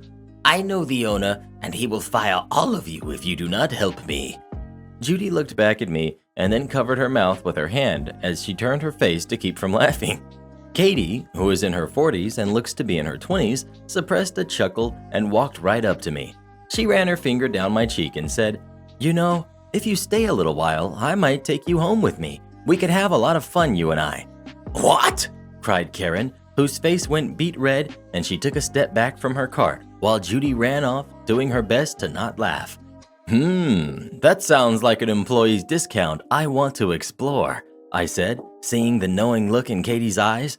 "What the heck is going on here?" Karen screamed. "Are you serious? You, I want someone to call the owner right now, right this minute. This kind of behavior will not be tolerated in this store. I will have you both fired right now." Katie and I are about the same height, and when Katie kissed my ear, Karen just started hopping around like a mad rabbit, stomping both her feet into the floor. The gal on the register and Judy came rushing to us, Judy with the store phone, and said she was calling the owner. Karen grabbed the phone out of Judy's hand and was running in circles waiting for the call to go through. Then Katie's phone rang and, "Don't go anywhere, you," she purred to me. Katie answered the phone while looking at the crazy lady dead in the eyes. "Yeah, I'm the manager, and I'm the owner, and yeah, this is my husband. And you know what? I don't want your business. I don't want you in my store. I don't want to sell you anything, and I don't want your money. I do ban and I will ban anyone and everyone who is rude to one of my employees, and you are banned. You will leave, or I will call the police and have you arrested for accosting my husband. Oh yeah, he gets an employee's discount because I am the owner, and I can give that discount to anyone I choose." Oh, the Karen was having none of it. "Oh, this is BS. You just called her cell. I want the owner, and I want the owner here now." Katie looked at Judy and asked, "Have you called them yet?" "Yeah," Judy said, "they're on their way." A minute went by with the Karen stomping on the ground when two of our local officers came around the end aisle. Both officers knew Katie and Judy, as they often got stuff for their wives on the way home from their shift, and so they rushed the Karen just as she threw the phone at me, hitting me in the chest. Both of the police officers were of the family pack variety and stood well over 6 foot. They handled Karen pretty easily and got handcuffs on her. One took her outside, and Katie told the other that she just wanted her trespassed, and knowing my wife, like everybody in town does, they didn't even ask me if I wanted to press charges. Katie was the boss, and what she says goes. I took Katie around the waist and said, "You can be quite the vixen when you want to be, can't you?" She looked at me with soft eyes and said, "Nobody messes with my husband except me, and in my own store to boot." Note: Katie and I have been married since she was 20-something and I was 40-something. It wasn't a love at first sight thing, it was a gradual meeting of the minds and meeting of the hearts. We were neighbors and just saw each other often, and then we started having drinks at each other's house until we finally kissed. It was that first kiss that got the snowball rolling down the hill, and a year later we were married. Her family was not really happy with her marrying an older man, and they let us know it at every opportunity, so we moved to a different town in a faraway state. My family had thought that I had lost my mind, and it was a relief to be so far away from them too. I'd never married up to that point, and while it's hard to explain, after that first kiss, we just knew right then that we'd one day be married and began to plan for it. I'd saved up quite a bit of money for my paintings, and we both worked, me at a forge and her in retail. I sold my house, and that left us with a nice little nest egg, so that when the store went on the market, Katie jumped at it, and she's been running that store for over a decade now. Her income was enough that I could quit the forge and paint full-time and be a house husband for our 2 kids who are now both out of high school. Our marriage now is stronger than it ever has been, and our oldest is planning her own wedding. My wife has a number of stories about Karens and Chads in the wild, and I might write up some of those in the future if folks like this. Do any of you guys like to paint? And if so, what kind of paintings do you do? Please let me know. I prefer crayons, but that's just me. Friend tells me he wants to spend more time with my girlfriend and that I spend too much time with her. This guy has been a problem from the start, but this was when I finally had enough and went off on him. Let me give context first. Before my girlfriend and I were together, we were just friends, and were friends before our friend. We'll call him Entitled Dude. He instantly liked her, and we both knew it. She wasn't ready for a relationship at the time, so wanted to just be friends with him. This is where the trouble started. Girlfriend and Entitled Dude became good friends, but he wanted something more and noticed that me and my girlfriend, again, she wasn't my girlfriend at the time, but I want to refer to her as such anyways, were getting closer and would hang out when it was just the two of us. He made comments before and joked that we were close, which I always thought was weird to bring up out of the blue, but always left it alone because I knew he was just jealous and I didn't want to argue with him. During the summer of the following year, me and girlfriend got even closer, and in a drunken state one night, girlfriend confessed she liked me so much she wanted to be my girlfriend, and I confessed right back because I liked her a lot too. We were both new to dating a person of the same gender, so we kept it a secret until it was clear that's what we both wanted. It wasn't long though before our friend group found out, and this includes Entitled Dude. He must have gained some real nerve to try and talk to me the way he did that night. The night I finally ended our friendship, I might add. He started off joking about my relationship with girlfriend, but so aggressive and super fast, and I had enough and asked if he had a problem with me and to tell me everything he feels about me. This is how it went. Entitled Dude.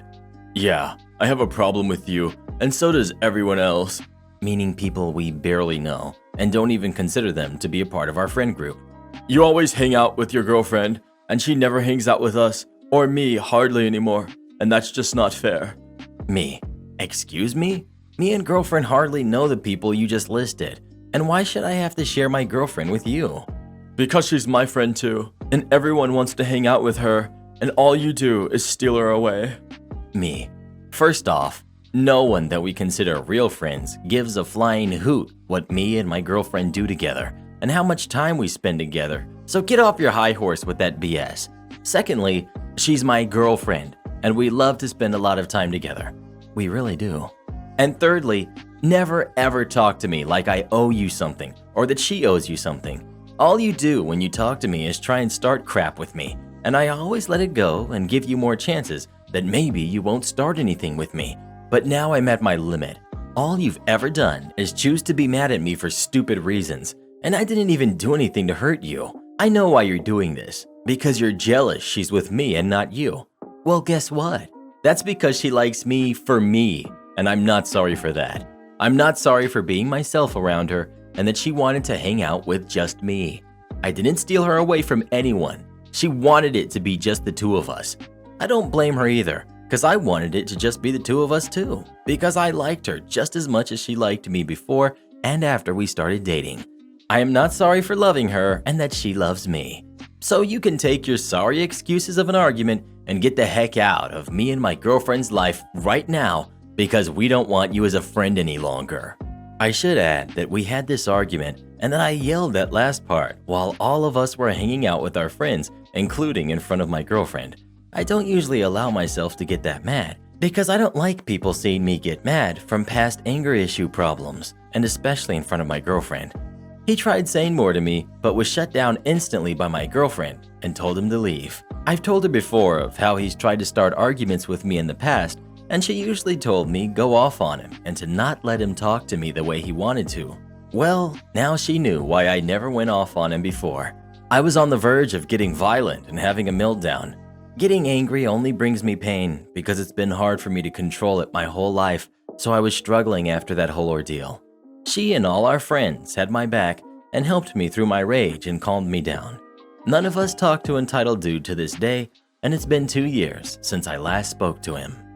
What would you say to Entitled Dude if you were in this position? Would you put him in his place like OP did? Please let me know. He did nothing wrong. He reminds me of my son. You can't see, you can't play. Backstory. The entitled parent of this story is my cousin. I'll call her Hannah in this story. Hannah and I are only a year apart in age, so we were close as kids. I was born with an eye condition called optic nerve hypoplasia, or ONH for short. My eyesight isn't great, but it's my normal. I really hate the ignorant questions of, if you can't see, how are you using a computer or phone? I don't mind if people are genuinely curious, but some people just assume blind/visually impaired people are incapable of doing things.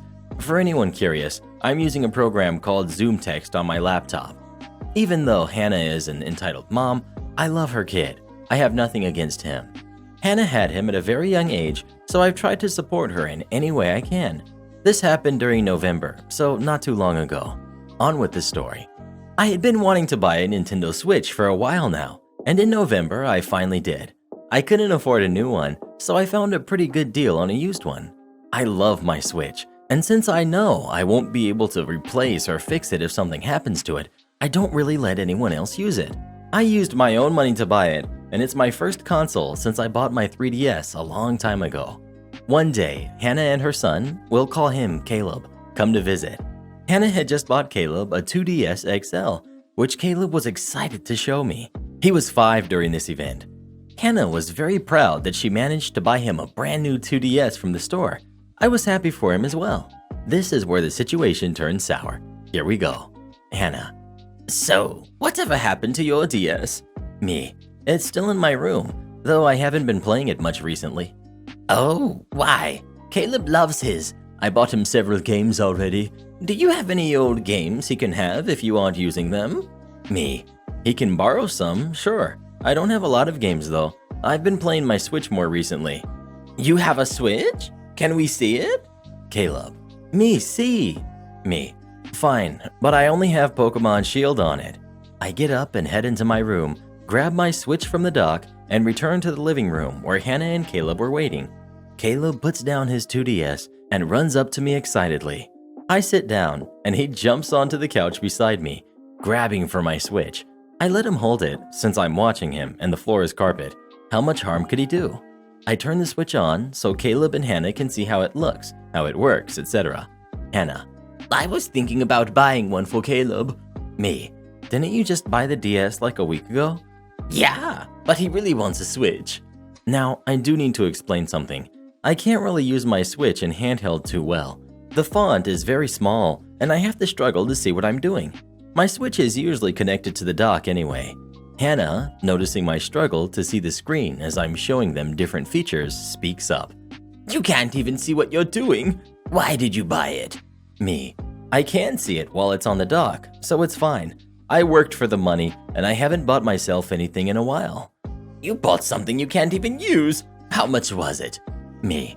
$250. The dude was pretty nice, and I got a good deal.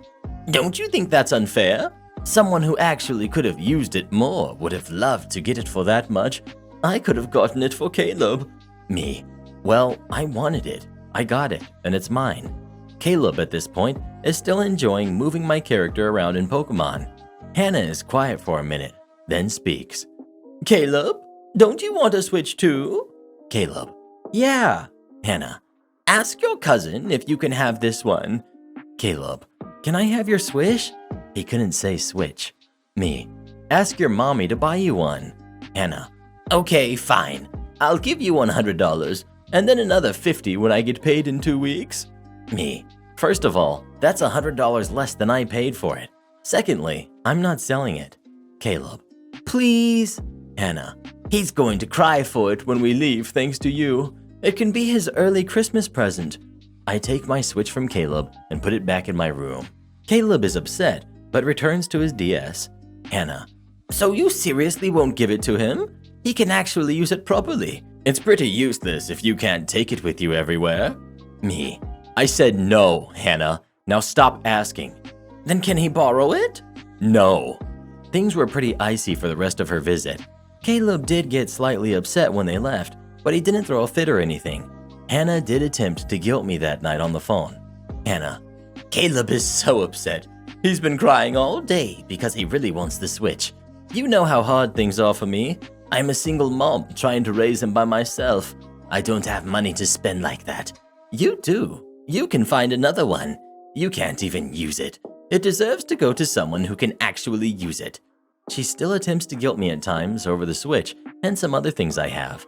I do feel a bit guilty, but at the same time, I don't. She doesn't call him her darling angel or anything I see in most entitled parent stories. She just attempts to use my condition as justification that I don't need certain things I have. I hope this wasn't too long. I know this isn't a crazy event or anything, but I didn't want to exaggerate the details just to make it seem crazier. Do any of you guys have a Switch? If so, what games do you have for it? Please let me know. I've got a few myself. I have a strange hobby of taking them from people. New employee steals food from disabled girl.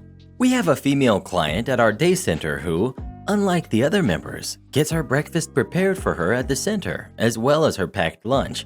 She always has supplies such as tortillas, eggs, cheese, and meat sitting in the bottom drawer of the fridge to be used daily for her breakfast.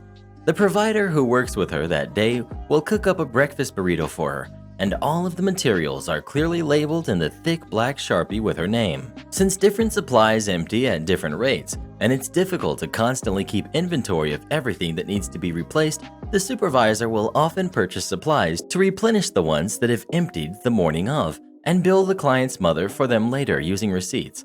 The supervisor also keeps certain things in the office stocked for general use, such as coffee, creamer, and condiments. We had recently hired a new employee to the center who was experienced and worked really well with this particular female client. Typically, the supervisor will schedule members in a way where they have a variety of staff members working with them so they don't get too stuck on one particular person and refuse to work with anyone else. After a while, the new employee started asking to work with this female client fairly consistently, and my supervisor had no problem allowing her to do so since they seemed to get along so well, and the new employee didn't work every day. After several months, there was suddenly an increase in how often the supervisor had to go replenish items from this client's stock, and she found it odd that said client was suddenly going through the same amount of food at a much faster pace than before. All of the staff claimed they had seen her eating the same food portions every day for breakfast. Providers started keeping an eye out to see where the food was mysteriously disappearing to. After some investigation, it was discovered that the new employee had been making her own meals from the food provided for this client. Her excuse? She had two. 1. She said she didn't have a lot of money and couldn't afford to pay for her own lunch every day. 2. She said that since the supervisor was paying for the food, then it was fine for her to take it. She argued that since the client's mom wasn't directly paying for the food, it didn't belong to her client, but rather to the center instead, and staff should be allowed to eat it for that reason.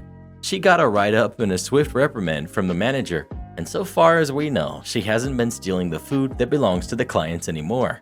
However, we do have another part-time employee who brings in freezer lunches every now and then and tries to keep them in the staff freezer to eat for the days she will be at the center.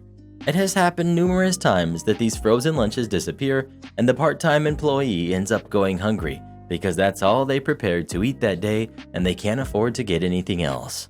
I've spoken to the troublesome employee since the earlier debacle, and she's still under the belief that other people owe her food just because she can't afford to pay it for herself. I constantly see her trying to mooch off of other staff and even several disabled members who are more cognitive but still lack the wherewithal to say no to her when she asks for part of their lunch. I can't help but think she's the one stealing the frozen lunches from our coworker. Has anybody ever stolen food from you? If so, what did you do about it? Please let me know. Few things taste better than a stolen lunch. First come, first serve, lady. I was grabbing some stuff at the local Target in a red t-shirt. As I was rolling into the frozen food section, I noticed little old lady trying to get a package of toilet paper off the top shelf. I offered to assist her. She declined and I moved down the aisle. When I came back up the other side, there was now a little old lady and a Karen now trying to get it first. She quickly started calling me over, demanding I get that package down for her, and refused to accept that I didn't work there. So I reached up to the top shelf, grabbed the package of toilet paper, and handed it to the little old lady. Karen went nuts at this point, trying to reach up and take it out of the little old lady's hands. I stepped in the middle and told her that little old lady was trying to get it before I went down the aisle and had declined my assistance to get it. As she reached up to push me out of the way, I told her that if she touched me, I would have to ensure she was kept there while I pressed charges. I'm not exactly a big guy, but I am 6 feet and 230 pounds and in fairly decent shape, and my try me face is on point. She backed off and huffed off. I thought it was over. Wrong. I went my own way, and part of the way down the next aisle, I hear little old lady and Karen yelling. I peek around the aisle. Karen now has Karen Jr. with her, and Karen Jr. is blocking little old lady from getting to her cart, while Karen is grabbing the toilet paper. I don't know why I got back involved. Karen just had me all sorts of mad. I go to Karen's cart and stand between Karen and her cart. Karen is yelling that she is going to get my manager. I welcomed her to do so. She finally decided it was worth pushing me. I grabbed the toilet paper out of her arm, grabbed my phone. I'm calling the police. I'm moderately hearing impaired, and my hearing aids connect to my phone, so I put my phone in my back pocket. While on the phone with 911, Karen thinks I'm talking to myself at this point and tries again to remove the toilet paper from my arms. I just start towards the checkout and ask little old lady to follow me. Karen and Karen Jr. now both are trying to pull it out of my arm. At this point, manager shows up. Karen starts yelling that I'm being rude and trying to interfere with her shopping for my own gain.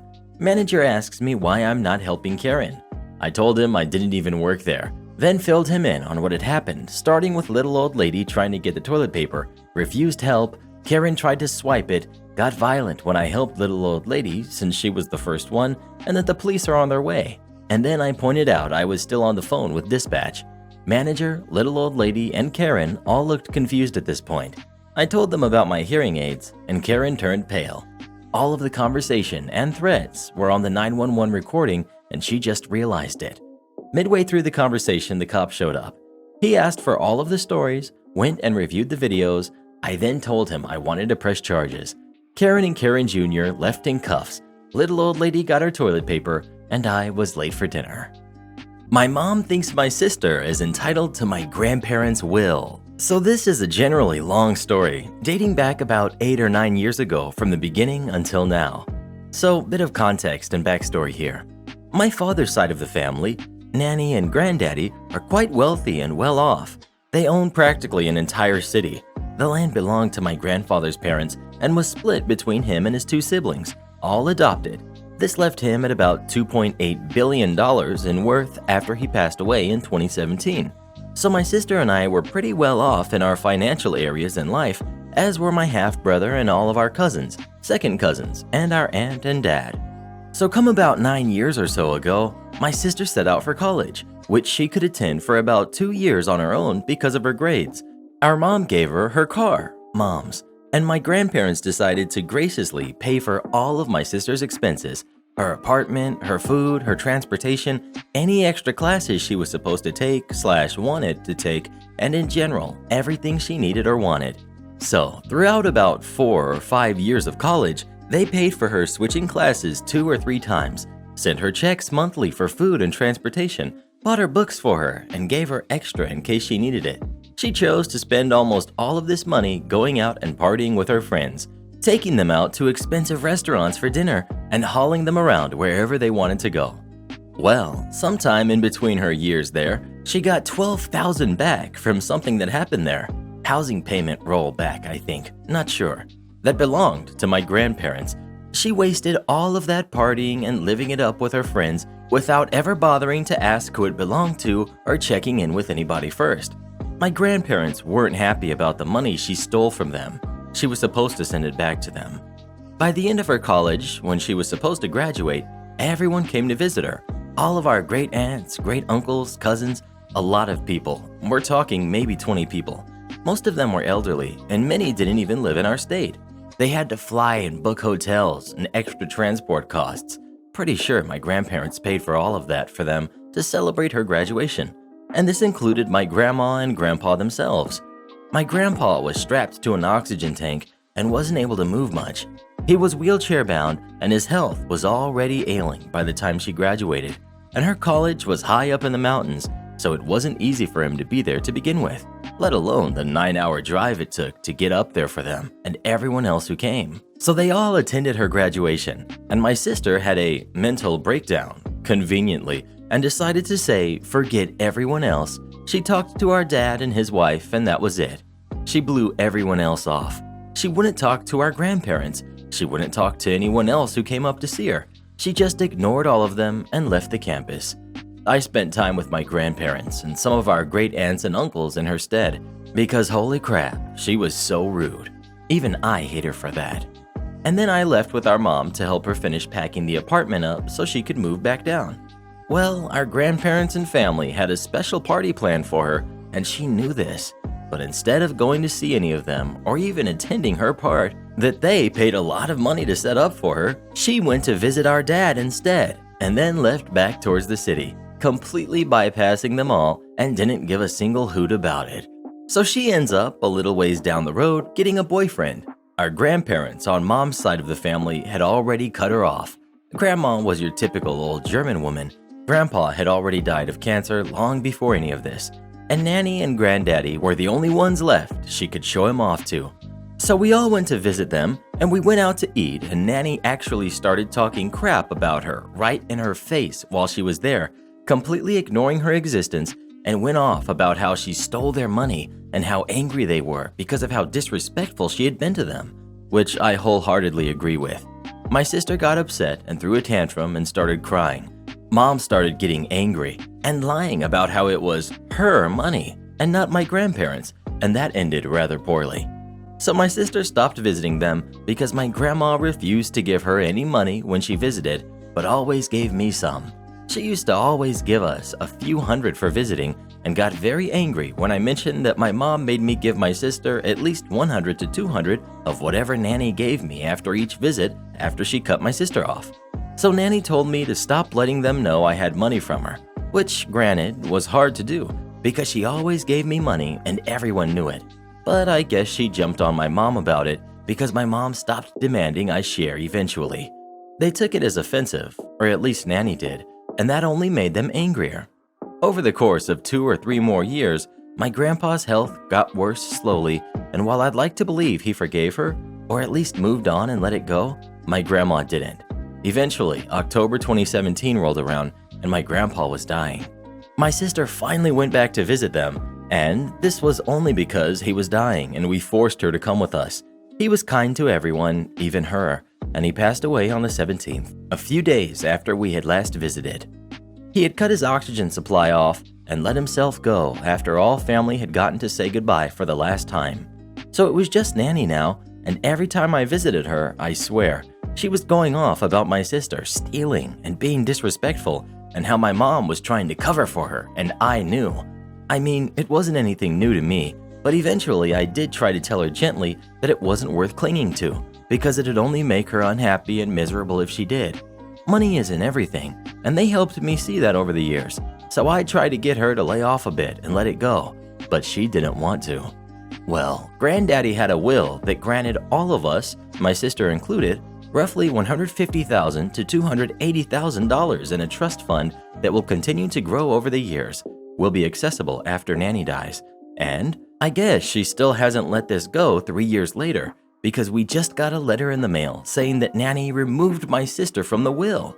I don't blame her for it. My sister is a real piece of work. She's money hungry, spoiled, just bad in general. She's our mom's little angel, so she gets away with everything and never cares about it.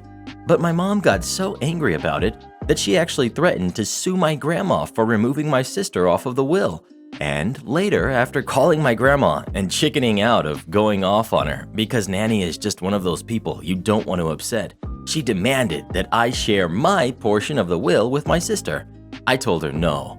She's an idiot. My sister deserved this, and I'll never see it as otherwise. She only ever visited for money. She never bothered to speak to them. Whether they accepted her warmly or not didn't matter. She was extremely rude and never felt any remorse for her actions.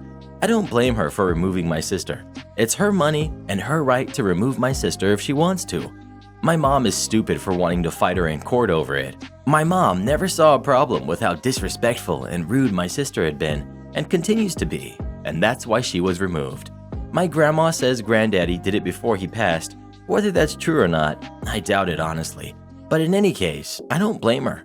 My sister is like my parents. Both are money hungry, rude, and uncaring people. If you were in this position, would you share your inheritance with your sister? And why or why not? Please let me know. She better. Her sister deserves it more. She reminds me of a younger version of myself.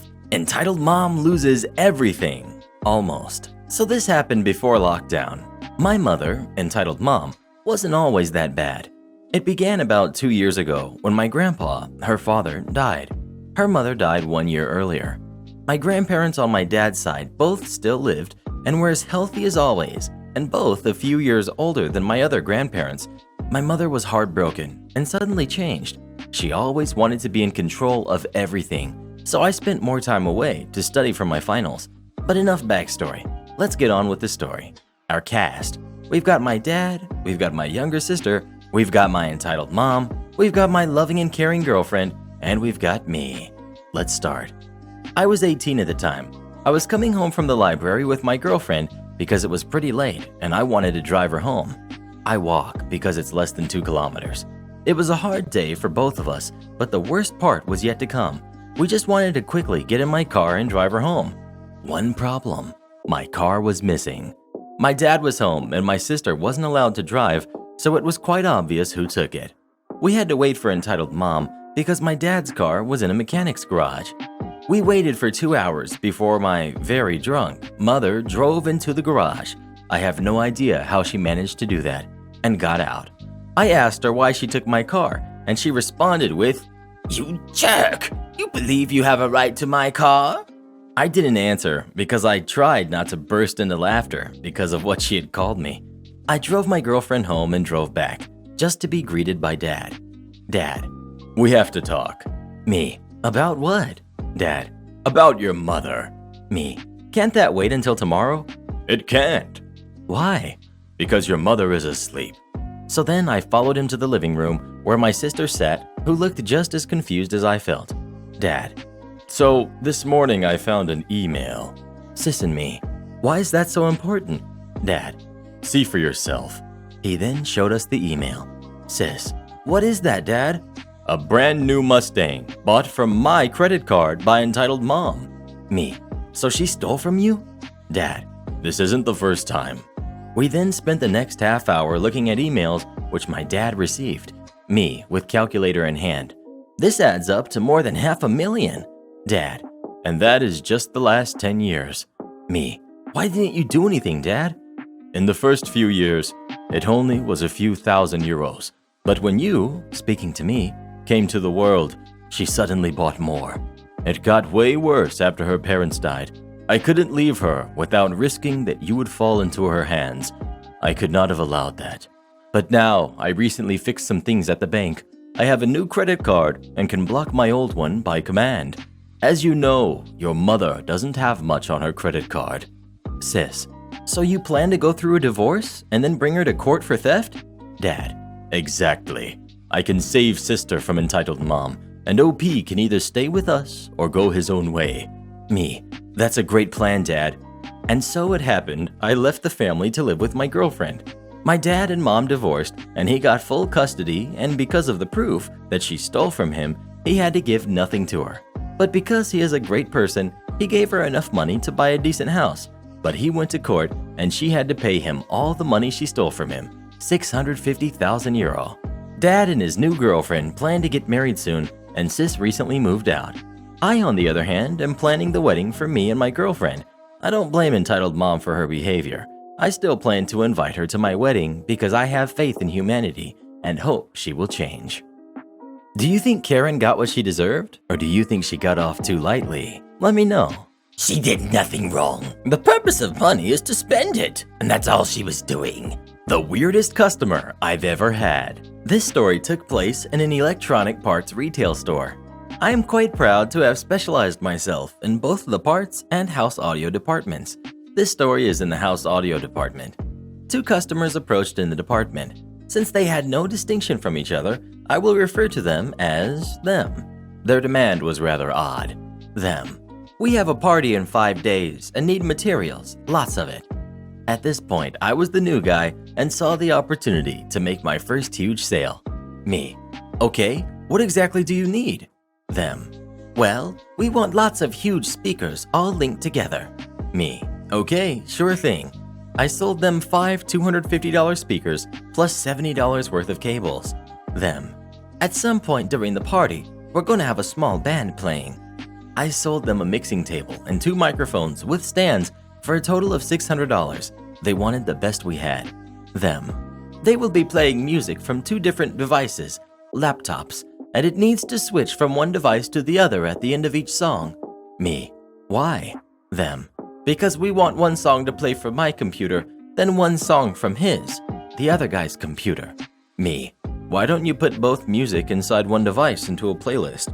Them. Because I don't want to be stuck with his music in my computer after the party. Me. Well, you can delete it after the party. Them. I don't want him to lose his music. Me. Then make a copy in your computer, then delete the copy. Them. Sir, let me be more clear. You want your sale? You're at my service. Me. Well, of course I am. You couldn't be more right. I'm just trying to recommend you the best and cheapest solution, but it does require some effort and work from your side. Big mistake. Them. Sir, right now you work for me. We ask you stuff and you make sure we get what we want. Me. Sir, I don't work for you. I work for the store. I answer to my boss's demands, which is to serve his customers. I am at your service, but I do not work for you. Them. Okay, we're getting sidetracked. How can we make so that when the song on one device ends, it automatically switches to the other device? Me. You cannot. You'd have to manually switch the volumes of both inputs from the mixing table. Such a device does not exist, I'm afraid. The best you could do is have someone stationed there to do it. Them. Like a DJ? Me. Yes, but since it's just reversing two input volumes, no need to hire a DJ. The best solution, from the information of what you are willing to do, would be to station one of you or your guests to do it. Them. No, the party is for everyone, including me. I can't be spending all my time at the mixing table just to switch volumes. Me. Then hire a DJ. My cousin does part-time DJ. He's good. They actually hired my cousin for this. That's $200 they had to spend on him. He charges $30 an hour plus transportation. Them. Okay, how can we know the device from which the song is playing? Me. Well, you could check directly on the computers or on the mixing table or simply by recognizing your music from his. Them. Well, we'll need to add headphones onto the mixing table. If it plays in the left ear, it'll be computer number 1. Me. Sir, you just need to check which volume is up on them interrupting me. Sir, you are at our service. We have a demand. Now you find a solution for it. Me. Sir, what I'm trying to say is that we can only set the pan. Pan is the left-right output to speakers. Most of the time it's in the middle, so the left speakers are as loud as the right ones. And the pan is for the output. You could use the pan, but computer 1's music will only play on the left speakers and computer 2's music on the right speakers. It's completely ridiculous. Plus, you're hiring a DJ. He could fill you in on that. Them. We do not know this guy, and we don't trust him enough. Me. But you're hiring him. How can you hire him if you don't trust him? Them. Well, he doesn't know the material. Me. Neither do you. You're buying them right now. You've never used them before. My cousin knows his stuff since he's recommended my boss to buy them for the store. Not true, but I needed a convincing argument. At this point, my friend, who taught me all I know about house audio, came in and just started agreeing with everything he said just so we could move on. Now came all the audio adapters they needed. They bought $40 worth of adapters. In this store, an adapter costs from 50 cents to $1.50 depending on it. In other words, they bought from 28 to 80 different adapters. They demanded that we test everything before they pay for it. We plugged everything and it all worked perfectly. In this store, they have a special policy. If a product was tested in store, no refund. And if it's audio equipment, no refund. Everything was tested. Their bill got up to $2,400. My first huge sale. I got patted on the back for that. It was the biggest sale I've made when I've worked there. The day after their party, they tried to return everything. They claimed that nothing worked. I called my cousin. He said that his first hour of work was spent redoing all the cabling since everything was plugged in the most messed up way possible. My boss spent 2 hours dealing with them, saying that they could not return anything because of the previously mentioned policy. In a strange fit of rage, they left all their purchases at the front door and left the premise. 5 Bluetooth speakers, some cables, lots of adapters, a mixing table, 2 microphones with their stands, and a nice pair of headphones, all barely used. My boss looked at me and said, "Well, since they're considered used, I can only sell them at half the price, but since I technically cashed in on them, I can make you a price." I purchased all of this equipment for a quarter of the price with my 20% employee discount for a total of $480, a ripoff. I was happy and the boss was happy. If only they had listened when we told them no refund or read their receipt, which also stated it. If only they weren't so lazy. If only they weren't so arrogant. If only they would have listened to me. And if only they weren't so weird. Maybe they would have paid 50% less and gotten an even better result. Who was the weirdest customer that you ever dealt with? I'd love to know. I feel bad for those customers, and that was terrible customer service. Entitled mom bashes dad's window in over me not coming home. So, a bit of background. This story happened when I was about 14 or 15. Me and my dad had recently met and started to bond. My grandparents had custody of me and allowed me to go to my dad's house literally anytime I wanted so that I could have a real parent in my life. My mother wasn't happy about this because, well, she's my mom. She wasn't happy with any positive relationship I had with anyone, especially if I wasn't jumping through hoops to make her happy. So during this time, my grandparents planned a vacation to Las Vegas. They gave me full permission to go stay at my dad's house for 2 weeks, and they hired a sitter for my younger siblings in their home. Cast: we've got me, we've got dad, we've got entitled mom, my stepsister, my stepmom, and my baby sister. So it starts off as any regular day at my dad's house.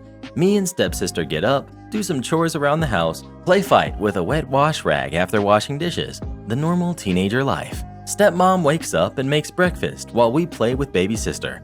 My dad is sleeping because it happens to be a weekend, and he doesn't work weekends unless he gets called in. Well, if I didn't have such crappy cell service, I would have been able to warn all of them of the storm approaching.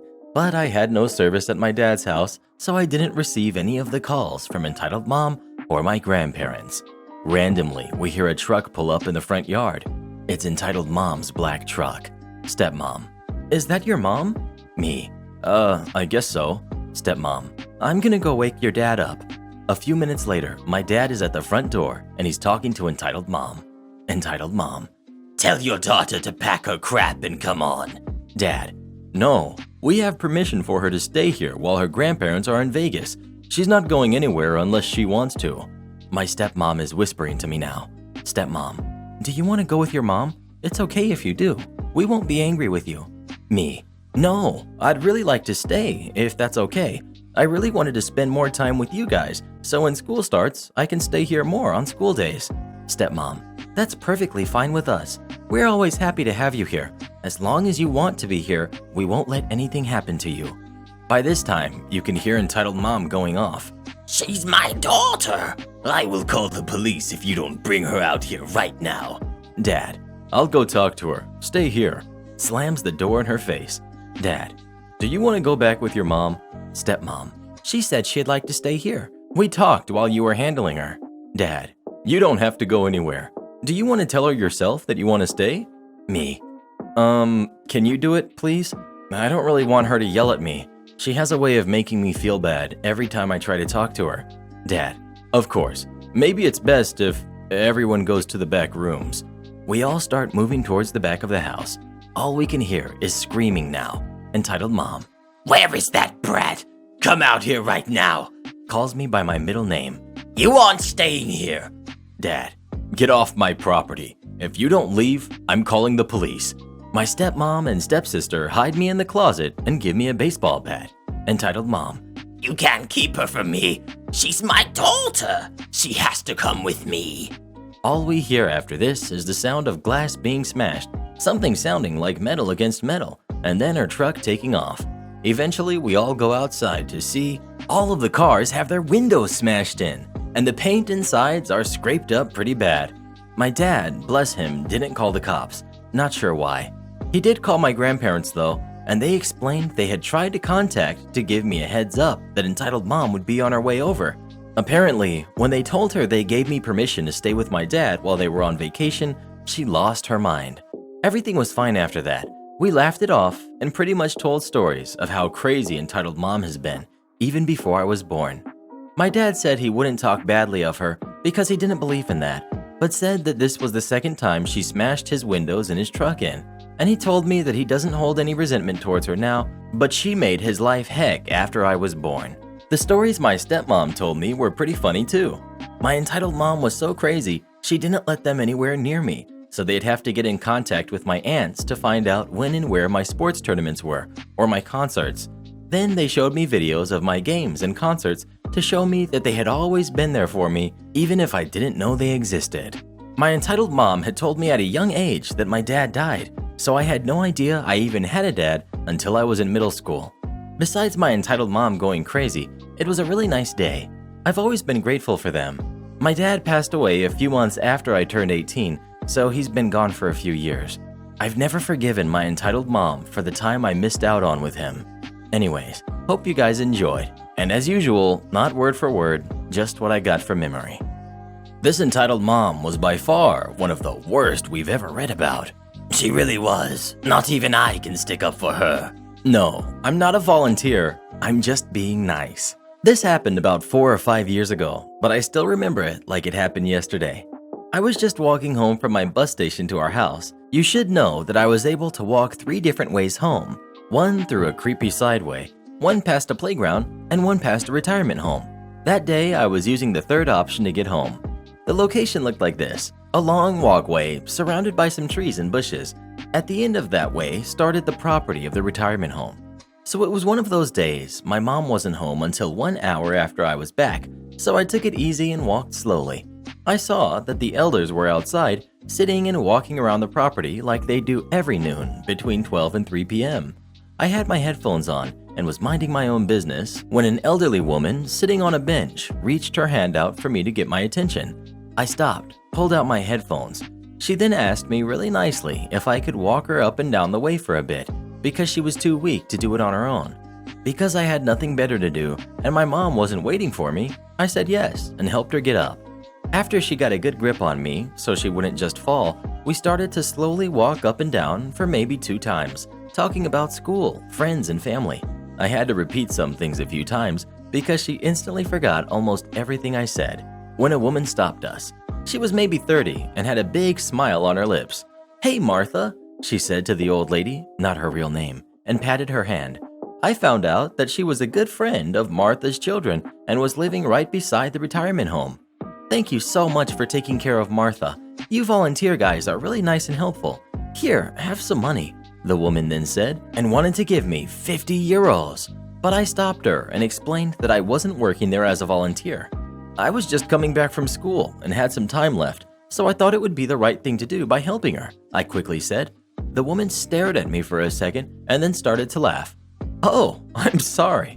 But it's really nice to know that there are actually still people left in your age who are being nice for free, even though Martha was a total stranger for you." I just smiled. So did Martha the whole time, by the way, and declined the money once again before bringing Martha back to the property and going home, feeling extremely proud. I know, nothing wild and no police were called, but I thought I'd share it with you guys anyway. That was nice. Would you have helped her walk around for a bit, or would you have acted like you didn't hear her? Oh, come on. Where's the manager? Give me a story with the manager. Dislocated my shoulder to make a point. I've been working at a chain grocery store for almost 2 years, and this happened June of 2019, but I only remembered yesterday talking to my mom about working as a cashier. I thought this would be a funny story to share here. At the time, I was a full-time cashier and well-liked by my coworkers and most customers. I am known at work for being goofy, and I usually have a good story. I had dislocated my shoulder the first time at work, but it wasn't a full dislocation, so I just tucked it in my apron and carried on one-handed. I am nearly as fast one-handed as two. The next day, I finished the job by reaching too far around something and it popped out, and I had to push it back in. After that, it came out a few times and I just put it back in. This became pretty normal, so it isn't nearly as painful now, but still not fun. So this day I was on till and warned my boss I dislocated it again at home and would have to be careful with it, but I can still do my job. She knows me well enough that she isn't all that worried about me. A lady and her husband put their things on the belt, one of which is a big box of chicken breasts that I knew I shouldn't try to lift. I started ringing in their items and tried to make pleasant conversation. She was ignoring me and her husband was taking a phone call. I just continued thinking they were preoccupied. When I finally got to the box, I said, "I'm sorry, miss, but I hurt my arm and can't lift the box of chicken breast. I've already—" She cut me off before I could finish. "Just do your job," she snapped. I tried to explain what had happened, but she kept arguing. Apparently, one of the other cashiers heard what was going on and called my boss down from the office. She came to the till next to me and asked, "Is there a problem here?" Yes, your cashier is refusing to do her job. Tell her to do her job. I'm not paying for her to be lazy and ask me to do her job. Okay, lady. My boss started talking about how she needs to not talk to her staff like that, and she tried explaining why I can't lift it. I turned to my boss and said, "It's fine, watch this." I turned back to the customer and smiled. I picked up the box in kind of a weird angle to make sure I dislocated and put the box on the other side of the till. I looked her dead in the eye, rested my elbow on the register, lined it up, and put it back in with my other hand. It made a loud pop sound. She turned white and walked out of the store. I assumed to vomit or hide, but her husband stayed. I didn't even notice that he finished his call just before I lifted the box. He came over and asked if I was all right. I said I was fine and asked how he was paying with a big grin on my face. He paid and left smiling pretty big himself. I have a funny feeling this is a pretty regular occurrence for her. Why do so many Karens refuse to listen to the cashier? Because they never have anything worth listening to. You want to cancel your service, Karen? Okay, you get no internet for the next 2+ years. Background: I worked for an internet service provider in Australia called iNet. We were at the time one of the biggest providers, but crucially, we did not own our ADSL1 network, and we only on-sold the ADSL1 service from the biggest provider in the country, Telstra. We also had a policy that an ongoing issue should have a case owner, and I was the case owner for this, which is why I got multiple calls about it. Act 1. A wild Karen appears. I get a call from a Karen. While doing an ID check, she provides me her age, and of course, she's in her 40s. Her internet went down. I look at the account, and I can see she's got unsold Telstra service. One thing catches my eye.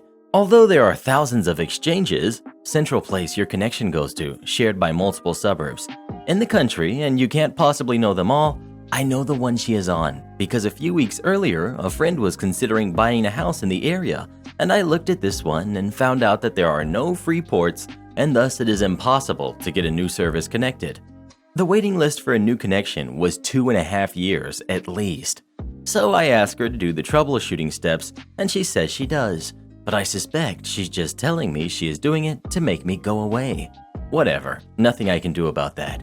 We exhaust all the troubleshooting, and I tell her there appears to be a line fault. I can send out a technician, but it will take 3 to 5 working days, and if there is actually nothing wrong with the line, she will be charged $199 plus $40. Numbers might be wrong, it was a while back, but it was at least $200 for every 15 minutes of work to cover technician's time. I play her the disclaimer that outlines this, and she says, "Yeah, I accept." On the recording, I lodge a fault. Act 2, the fault, in our loop. She calls after 2 days, sounding annoyed things are still offline. I tell her it hasn't been 5 days. She hangs up. On the 5th day, I get a technician's report saying, "No fault found." Next day she calls. Karen: So, my connection is still offline. It has been 5 days. What's happening? Me: Well, the technician attended the fault, and his report says no fault found. Karen: What? That's BS. The internet is clearly down and you need to fix it. Me: I don't doubt that the internet is offline, but the fault does not appear to lie within our area of responsibility. I would suggest you check your local equipment. Karen: That's not true. My son is an IT guy and the router is brand new. Me: Okay, well, I can't speak for the state of your equipment, but our equipment appears to be in working order. Incidentally, I just want to make sure to give you a heads up that we will be placing an incorrect call-out fee on your next invoice. You're lying to me. I didn't see no technicians. And now you want to charge me over $200 based on your lies? I won't let that happen. Me: I assure you, the technician attended the reported fault. However, you did not see them because they probably only went to the exchange, which is approximately 4 kilometers away from you. Karen: You're lying to me. I am not paying the fee. What can I do now? Me: Well, if you are that adamant that your equipment is not at fault, your only option is to file another fault and send the tech out again. It is fairly rare, but it is not impossible the technician was wrong. Karen: And then you'll pretend you send the tech and charge me another incorrect call-out fee. Me: We will most definitely send out another tech, but yes, it is very likely to come back as another NFF, and in that case, a further fee is likely. That's BS. I have been with you for 5+ years, and this is how you treat me? Cancel my service now. I will go to your competitors. They'll want my money. Me. Ma'am, the exchange you're connected to only has Telstra ports and is at 100% utilization. If I cancel your service, you will lose your spot.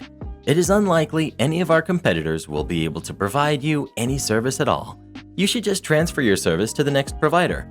So-called churn. This will allow her to keep her spot. Don't tell me what to do, you lying jerk. You will cancel my service now, or I will do everything in my power to have you fired. Now I'm upset myself. It's a crappy situation, but there's no need to take it out on me.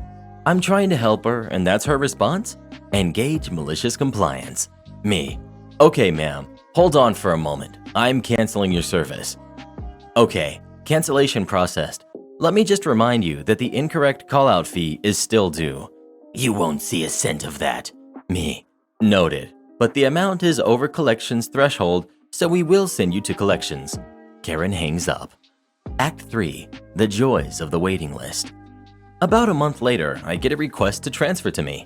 It's Karen. I take a moment to catch up on her file, and the service is canceled and fee invoiced. I run a quick service qualification on her line, and I can see that our service, so-called codes, have dropped off, and there are no other codes on her line. She did not manage to get connected with anyone. Karen. Hello, I think I spoke to you last time. Yes, you did. My internet is still down, and you are still charging me for the fee. I need you to get rid of it. Me. I cannot do that. The charge is valid. Well, I can't pay it.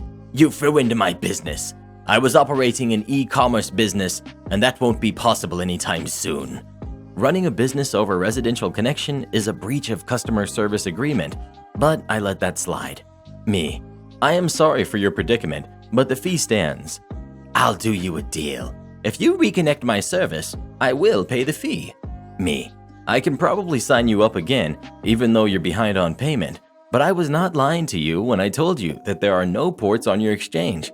It is very unlikely you would get a port. They're all in use. Did you try with our competitors as you said you would? I did. None of them would even try signing me up because they told me they couldn't provide service. Me.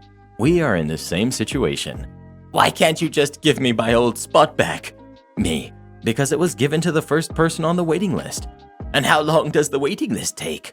Last I checked, more than 2 years. This is ridiculous. I'm going to TIO. Me. You may do so, as is your right, but to be very clear, we will substantiate the validity of our fee. Whatever. She hangs up. Conclusion. She did in fact file a complaint with TIO, and I handed her case over to a TIO complaint specialist. I made sure to point out that she was breaching terms of service with business over residential service. TIO obviously ruled in our favor, and we were allowed to send her to actual collections. Before I left the company, about 1.5 years later, I caught up on her file, and she had filed a loss of business claim, which was summarily closed because residential connections have no service level agreement. Last contact was her speaking to our credit team, asking them to make sure they mark her debt as paid with our collections people and make sure this is reflected on her credit rating. There were still no codes on her line. It is quite unlikely she got any reasonably priced service connected for at least 2 years, realistically longer, as demand only ever went up. How mad do you get when your internet goes out? And would you ever lose your temper on the tech support over the phone? Please let me know. All she had to do was ask for a manager. They would have fixed it right away. This is my painting. Okay, today I have my own story. If you've read another of my stories, you know that my wife works and owns a hobby store, and I paint landscapes on canvas. I always have to say canvas because some people don't seem to make the connection between painting and a canvas, and they ask if I'm into landscaping. Maybe I can see where they might think I do landscaping because I paint landscapes, but when I try to explain that I paint, they think I somehow paint the yard with plants. I don't know if that's a thing, maybe so. But I now always am careful to explain that I paint landscapes on canvas to try and head confusion off at the pass. So on to my story. I was invited to create 5 or so paintings to be hung for a special event at a local art gallery. Other artists would also be showing their work, and to expect that I could sell all my pieces. I paint, almost exclusively, on 18 by 24 canvases and only paint on other-sized canvases for a request or if I feel inspired by something. I live in the West/Southwest, and there is never a shortage of things for me to find inspiration from. Also, I grew up in the Pacific Northwest, and so I have those memories to draw from as well. So I painted a greenish woodland scene, a swampy scene, a desert scene, a seascape, and river scene with tall sandstone cliffs. The river scene is what this story is about, and so I'll go into more detail about it. It is a faster moving river that begins in the left top quadrant of the canvas, winds down to the middle of the canvas, and loops back to the lower left quadrant. On the right-hand side are sandstone bluffs with some vegetation, and there's a spit of land that allows for the river to loop around to the left. The spit of land has trees, bushes, driftwood, rocks, what you would normally find along a river in the Pacific Northwest. However, the scene is more attuned to the Southwest, with the desert-like sandstone cliffs and rocks. The whole painting is truly a figment of my imagination, and parts got painted over and repainted a few times before I got what I wanted. This is important. I used Douglas fir trees on my spit of land, none of which grow in the Southwest, and I used cacti to break up the rock on the right side. I also used huckleberry and rhododendron bushes on the spit, both native to the Pacific Northwest and can't be found in the Southwest. This is also important. The painting is called Wondering. So the day of the opening is at hand, and I never dress up much. For me, a pair of pressed jeans, cowboy boots, a white shirt with tie, and I'm all set. I'm 60-ish, and gravity has forced my body such that all the nice muscles in my shoulders have drooped down to around my waist. My wife still loves me, but I sometimes think she longs for the younger me. Most everyone else is dressed up, and that includes my wife, who loves these events as an excuse to dress to the nines. You ladies know what I mean. Long evening gown, matching clutch purse, matching high heels, hair all done up, 3 hours before the makeup mirror. Just kidding on the makeup mirror. I think it was only 2 hours and a quarter. We wandered around the different exhibits, and I marveled at the talent that is before me. It's hard for me to accept that I am any good, even when people tell me, because, well, it's just hard. My wife's siblings are always begging me for paintings to hang on their walls, but I try to put them off and let my wife decide. So I'm standing in front of Wondering and finding all the places where I think there is a mistake and how the lighting isn't quite right when this woman walks up to stand next to me. Don't you hate it when the artist just finds some picture on the internet and copies it? I just saw this picture on a magazine in the airport not too long ago, she said in a high nasal tone. I looked at her, and she was too done up to the nines with a glass of something bubbly in her hands. She looked to be in her 30s, but then I am terrible judge of age. Her face looked like someone had smashed it in with a canoe paddle. Indeed? I asked. Yeah, I see it everywhere. Artists nowadays have no imagination. They just copy. This woman wore a dark blue paint suit with a white blouse and probably stood 5'2" with an extra third grader around her waist. I'm not condemning her for having the equivalent of a third grader's weight around her waist, it's just an observation. And you're sure you saw this on a magazine cover somewhere? I asked. Oh yes, I'm very sure of that. The reason I ask is that if you notice, this is a southwestern scene, but there are elements in it that you would not find in the Southwest, like those trees and these bushes. I gently probed. She looked closer and said, Oh no, I see those everywhere around here. I think I might even have some growing in my own yard. I thought to myself, she's delusional, or tripping on LSD or something. Just then, my wife shows up and gives me my water as she sips her bubbly drink. What do you think of the lighting? She asks. Maybe a little soft for this one. I'm not sure. My wife went from facing the picture to facing me. OP, she started, grabbing my chin so that I was now looking at her. Where are you? Me. Huh? My wife. When you say you're not sure, that's my cue that you are far, far away in another galaxy. Before I could answer, this other lady murmurs, And this price? Where do these artists get that anybody is going to pay that price for a copy of something else? Katie's eyes got big around and her head turned to one side as she looked around my shoulders at the woman on the other side of me. You think it's overpriced, do you? Overpriced? A 10-year-old could make this. What does this artist do? Rip out pictures from magazines and then just copy them? Really, no imagination at all. There should be a law banning this kind of ineptitude." The woman said this with disgust in her voice. Katie seemed to falter, and then her eyes got big around, and I tried to shush her. It didn't work. It just so happens that I know this artist, and I know for a fact that he did not copy it from some magazine. The odds that there is a magazine out there with this picture in it are, you have a better chance of winning the lottery twice than you would finding a magazine with this between its folds. The lady came around to face Katie, and as I've said before, Katie is 40-ish, but looks 20-ish. "I dare say, young lady, that you aren't even old enough to understand art, let alone tell me what I've seen and what I've not seen. And I dare say, young lady, that I'm probably older than you are, and I've seen more art in the last 20 years than you've seen in your entire lifetime.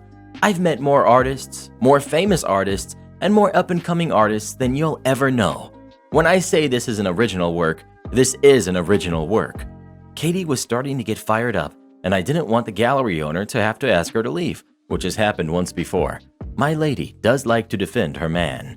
Just as the lady was about to retort to something, another artist came up and said, "Lady, there is no way you've seen this as some photograph in any magazine. There are elements here that just simply don't belong, and that is exactly why this cannot be a copy. Those trees don't belong, those bushes don't belong, and even the river itself doesn't belong. There is no river like that anywhere in the desert. All the rivers around us are slow and lazy, and this is fast and rushing. I think this artist must have been high when he painted this.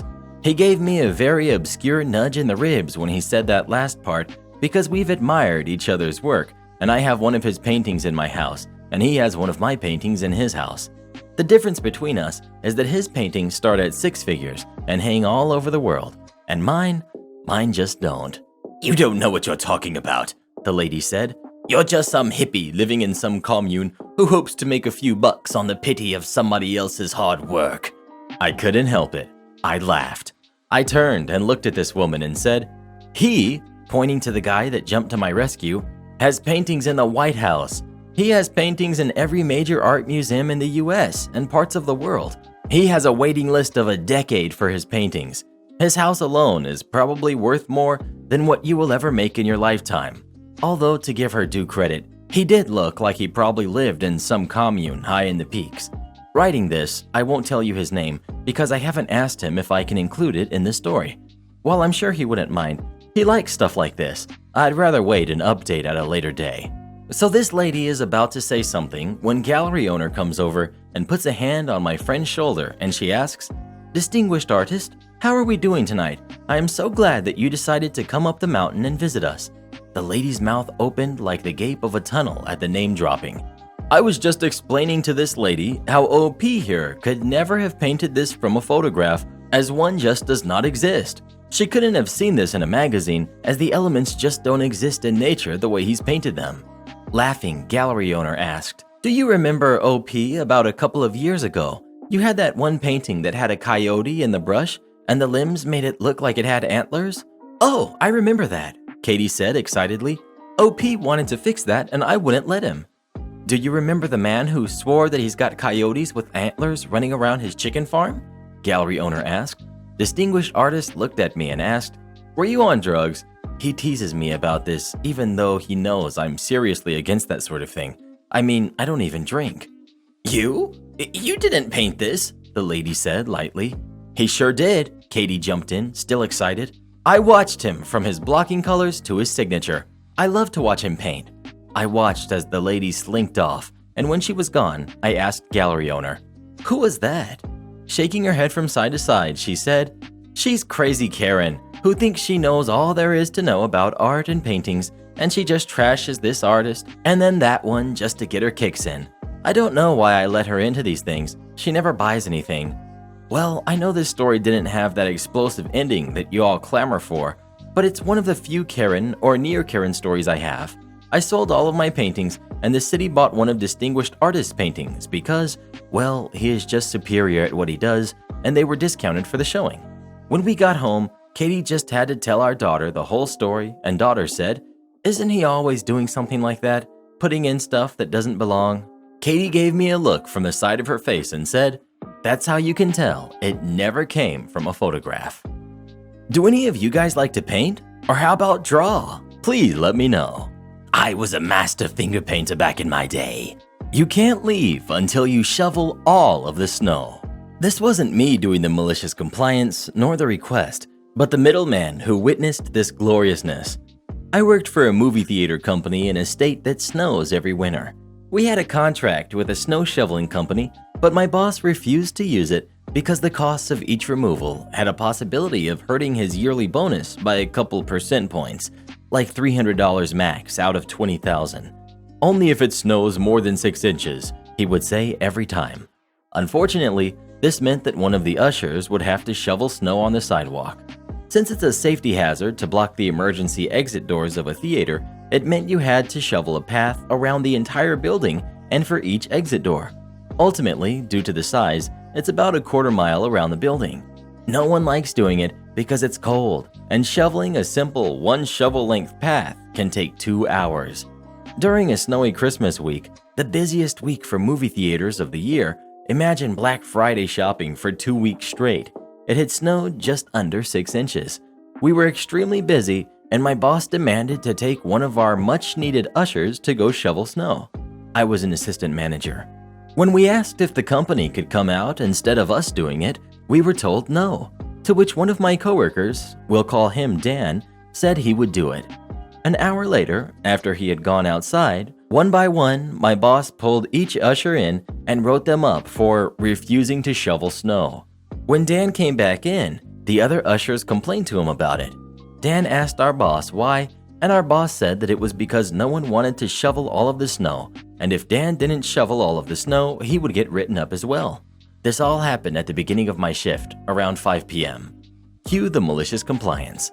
What my boss didn't realize was that it was the last day of the payroll period. Being Christmas week, Dan had already accumulated 40 hours of work earlier in the day. My boss left right after telling Dan to make sure all of the snow was removed. We worked the rest of the shift, and everyone assumed Dan had finished and left. It's 3 a.m. now, and we go to punch out for the week, but can't because there is a shift that hasn't been approved yet. Someone is still working and is at 12 hours of overtime. It's Dan. I go out to investigate since it should only be myself and my manager. As I walk outside, I see Dan coming back in, smiling the biggest grin on his face and the most dry, unsnowed path I've ever seen in my life. It looked like 2 pictures cut together. There was not a speck of snow on the entire front path of the theater. Dan spent 10 hours outside making sure that he removed all the snow from the walkway. We had a good laugh, clocked off, and left. We didn't hear anything until later that week when I was called into the office and had to write out a statement to why I let Dan work 12 hours of overtime. He had this smug look on his face like he had beaten us. He was not too pleased when he found out that all of our statements included him saying the phrase, "remove all of the snow," and that he refused to call the snowplow company. My boss was transferred to another theater soon after. Do you guys like snow, or do you hate it? Please let me know. Oh, I love the snow. It's so cold, just like my heart. Get off your dang chair and help. I'm currently working for a third-party vendor for one of the most well-known retail stores in the US. Hint, Blue Vest era. My priority is selling mobile data plans and mobile accessories. In other words, I'm the phone person. This also means that while I work at the electronics counter in the store of Blue Vests, I don't actually work for them. This of course also means that there are certain tasks I'm not supposed to do, including ringing up people that aren't purchasing any mobile accessories. There are sometimes exceptions, like when the rest of the electronics associates are swamped because of understaffing. While I try to help out when they're super busy, the point is that I'm not supposed to too often. One afternoon when I was adding some inventory to the system, one of the associates asked if I could ring up this lady, who is now Karen, who was buying iPhone screen protectors. He was the only associate working at the time, and there was a mini line of 5 people. He wanted to help the next customer while I ring up Karen. One thing I forgot to mention is that I have my own little area at the electronics counter. There I have my own little seat and computer that many customers have mistaken as a cash register. It's understandable since there is also a card reader there. Not much happened while I was checking her items out. It was just any normal transaction at the cash register. She thanks me, and I tell her to have a good day. Afterward, I go back to my seat to complete the inventory. About 10 minutes later, while I'm still sitting at my computer, it happens. Karen taps her nails on my counter. Me, looking at her, smiling. Yes? Karen shoves her pointer finger into my face. You need to get off your dang chair and help everyone that's in line right now. Me, immediately annoyed. Excuse me? We have all been waiting in line, and you've just been sitting here doing nothing. It's not... Other associate. Ma'am, she actually isn't a Walmart associate and is actually supposed to strictly be in charge of phones. Karen, surprised he came to my defense. Oh, I was just trying to help you. Other associate. Yes, I understand. But if you could just wait in line, I will be able to assist you soon. Karen. Oh, okay. You see, I just thought I saw her. Other associate. Yes, I understand. Then the Karen left without apologizing, of course. Just kind of waddled off. The other associate and I just shared a look like, what the heck was that? Karen didn't even go back in line.